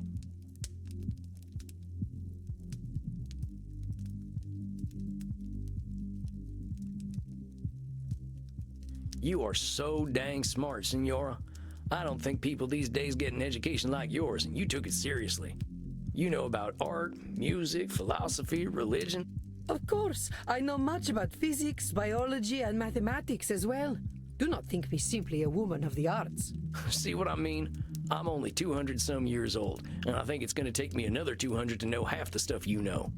You should be proud, Senora. You're ambitious as hell. From what you told me, it sounds like being a woman in your time wasn't an easy thing. Damn right. But you proved you were capable of anything, and people had to respect that. Hell, you even ran your own city. You're gutsier than any man I've ever known. Hell yeah. I am not sure I like this gutsy word very much, but I suppose I did well for my time. Senora, you did well for any time, believe me. You know what? You come off as pretty harsh. I think we can agree on that. But you're a caring person. You want the best for the people you care about, no matter how hard it is on you. You literally gave your life to care for your family. No one has ever called me a caring person before. Am I wrong? Going through death for family seems like you care a lot. A little too much, perhaps. I ain't gonna disagree with you there. Pardon me for saying so, but I see why people were falling over themselves to paint you. You got grace and style such like I ain't never seen back home, not even at a fancy cotillion. Those ladies would probably kill to have your fashion sense. Well, thank you for saying so, Sam. It is gratifying to know that my eye for fashion is noted. I certainly know how to wear a hat. Well, that thing looks great on you. I doubt I could wear it half as well. That is certainly true. You have been so kind to me. Give Kinder than I Isabella have been something to you. smile about. You deserve kindness, and you deserve to give yourself some kindness too. No one has ever spoken to me the way you do. I suppose I never allowed them to. Sam, I know I am old. I know I am difficult. But would you ever consider a woman such as I? Senora, I'm here to help you on your personal journey. Let's not complicate that. Of course. I am just being foolish. I am so used to people being afraid of me that, of course, I fall for the first person who is not. Senora, I think if you can learn to give people a little room, they're gonna adore you. What if they see me as weak if I am gentle? What if my bearing was the thing that earned me respect? I do not wish to be discarded and ignored like so many women of my time. Damn it, I wish I had the different options here. I'm not saying you gotta be meek, Senora. I reckon that ain't in your nature. I'm just saying to start with compassion. People are doing their best out there, and they deserve your understanding when they ain't perfect. Same goes for you. Don't go ripping up your art because it ain't perfect. Nobody's expecting that from you or anyone, not even Da Vinci. Yes, I suppose I must resign to the truth. I am powerless before inevitable imperfection. I suppose the Calvinists were right. If Senora d'Este cannot dominate, she sees herself as having no power. I believe you told me of this. Now don't go Control running in the fallacy opposite again. direction, Senora. That ambition comes from you. Not everyone's got it. So keep striving to be better. Just give yourself a little compassion when you don't meet those super high standards you got. And there ain't nothing wrong with holding other people to a high standard neither. We ain't gonna be gods, but it's good to have ideals. I believe you are wiser than I, Sam Walls. It is most humbling. A slow horse who can still get his carrots is quicker than the ones who run past him. And he immediately just, nope. And then you say something like that, and I am no longer quite so humbled. Yep, damn right, Isabella. Don't be humbled by me, Senora. I'm a simple man, just a more honest one these days. Look, let's remember what brought you in here in the first place. You saw that Space Wars movie and all its problems, right? I want to give you a challenge. I want you to find a piece of art to like. Anything. A painting, some music, a movie, heck, even a video game. And you enjoy that thing for what it is, not hate it for what it isn't. Video games are not art. Do you know that, Senora? I bet there's lots of video games with redeeming value. One of my clients plays a whole bunch of them. I do not think they are for me. Well, fair enough. Just find something, and we can talk about it next time. You can use the internet. I hear it's full of lists of things people like. It is full of lists of things people like. Very well. I will do this then. Sam, Thank you for being so kind to me. Well, I'll thank you to join me in being kind to you, okay, Senora? I'll see you in a few weeks. Yes. Well then, goodbye, Sam. Until we meet again. Adios, Senora. Well, well. A confession of love from the First Lady of the Renaissance. Oh, shucks, she ain't in love with me. I know, I am teasing. But I am impressed, Samuel. You warmed her dead heart. So they're not all clearing on round 4. It was touch and go there for a bit. I thought she really was gonna rip my head off. But you were not afraid, as she said. They make strong men in the American West. Tough living will do that to you, sure enough. Then let us relax. I hear you were dancing the other night. Oh, nuts. Do not be embarrassed, Samuel, but let us go downstairs. The night is still young and there's much to celebrate. All right, Andy.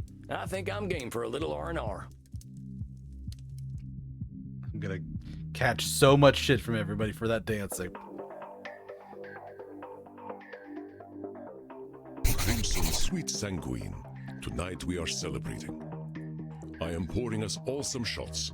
Verona Virgin 1492. A taste of a different time. You know I don't like drinking anything but fresh, Andy. I know, dearest. This is a rare occasion. Samuel here was able to help a 500-year-old let go of her anger. So let us toast her age. To the Renaissance. Ugh, that tastes like dirt. Ugh, I think mine had a clot in it. It's not very good, is it? Oh well. Then let us instead toast leaving the past where it belongs. I think I've had my fill of the past tonight already. I've got a better idea. Is that so? Of course, my dearest. I am delighted for you to share yourself. I'd like a little privacy. Come on, cowboy. Follow me to the kink room. Ooh. Oh, well, all right then. Smile, Samuel. You have the favor of a very special woman. It has been too long since I tended my own bar. Go have fun. Okay, Andy, you have a good night. Hey, cowboy. Hi, Crimson. Look, handsome. There's a reason I wanted to get you alone.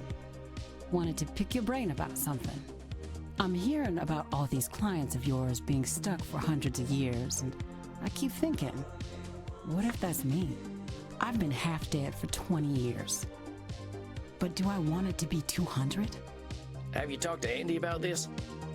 Yeah, but he's 3,000 years old. 20 years to him is like a month.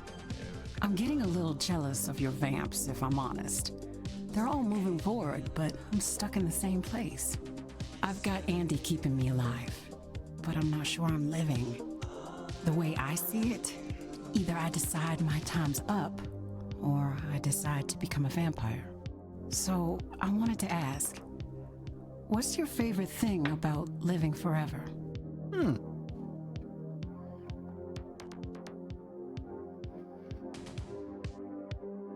New perspectives. I like that. I like the night. Mortals are so tied to the sun, they miss out on a whole nother world. The night ain't so hectic. We ain't getting messages at all hours because everyone else is asleep. We got time for reading, for art, whatever we like, really. Crimson, in the end, this is your decision. You gotta decide for your own reasons. I know. You're right, Sam. It's helpful to get a youngster's perspective, though. Now, are we gonna get to biting? Oh, we're still doing that. Of course we are. Get in here, cowboy.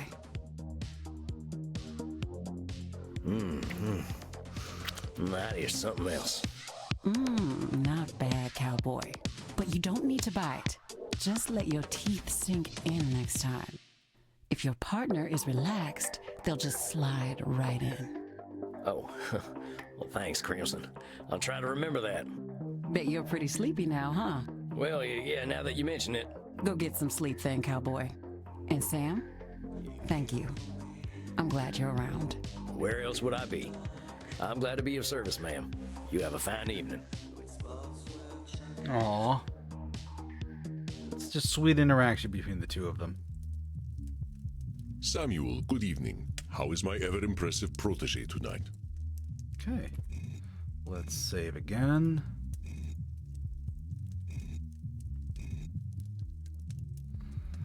And I think we got time for one more, probably.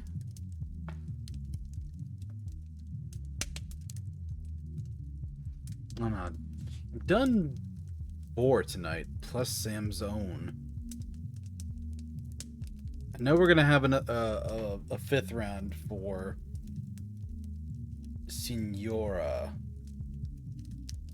and there's no way Kent isn't gonna have a problem tonight. So,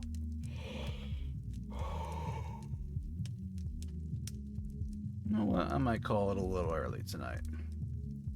Let me see if there's somebody around we can raid into. That'll be my deciding factor.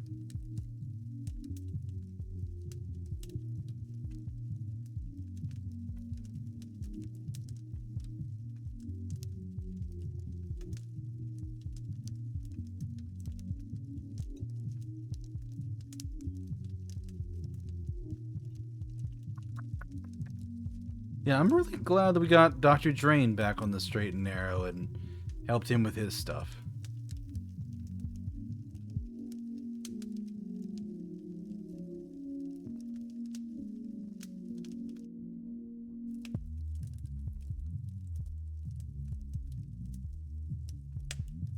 Let me see here.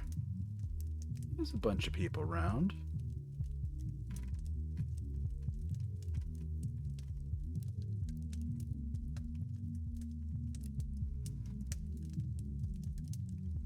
Let's see if this person's still going for longer.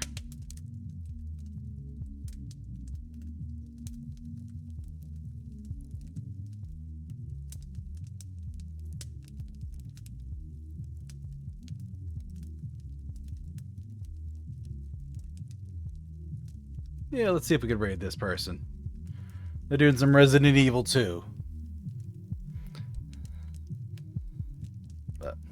All right, everybody, thank you for joining me tonight. I hope you had a good time with Vampire Therapists.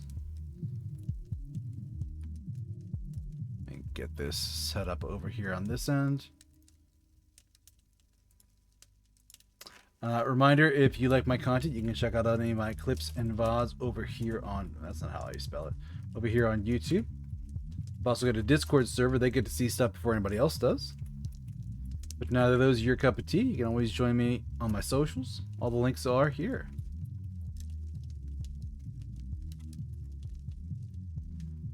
Let's get our raid message up, and let's raid on out to my good old friend Mana. She's a good soul. Thank you again. Thank you all for joining me. Have a wonderful rest of your night, and I will see you on Wednesday for some more Fields of Mystria. And we're going to get back to Vampire Therapist on Friday. We're going to do a double this week. But take care, everybody. I will see you later.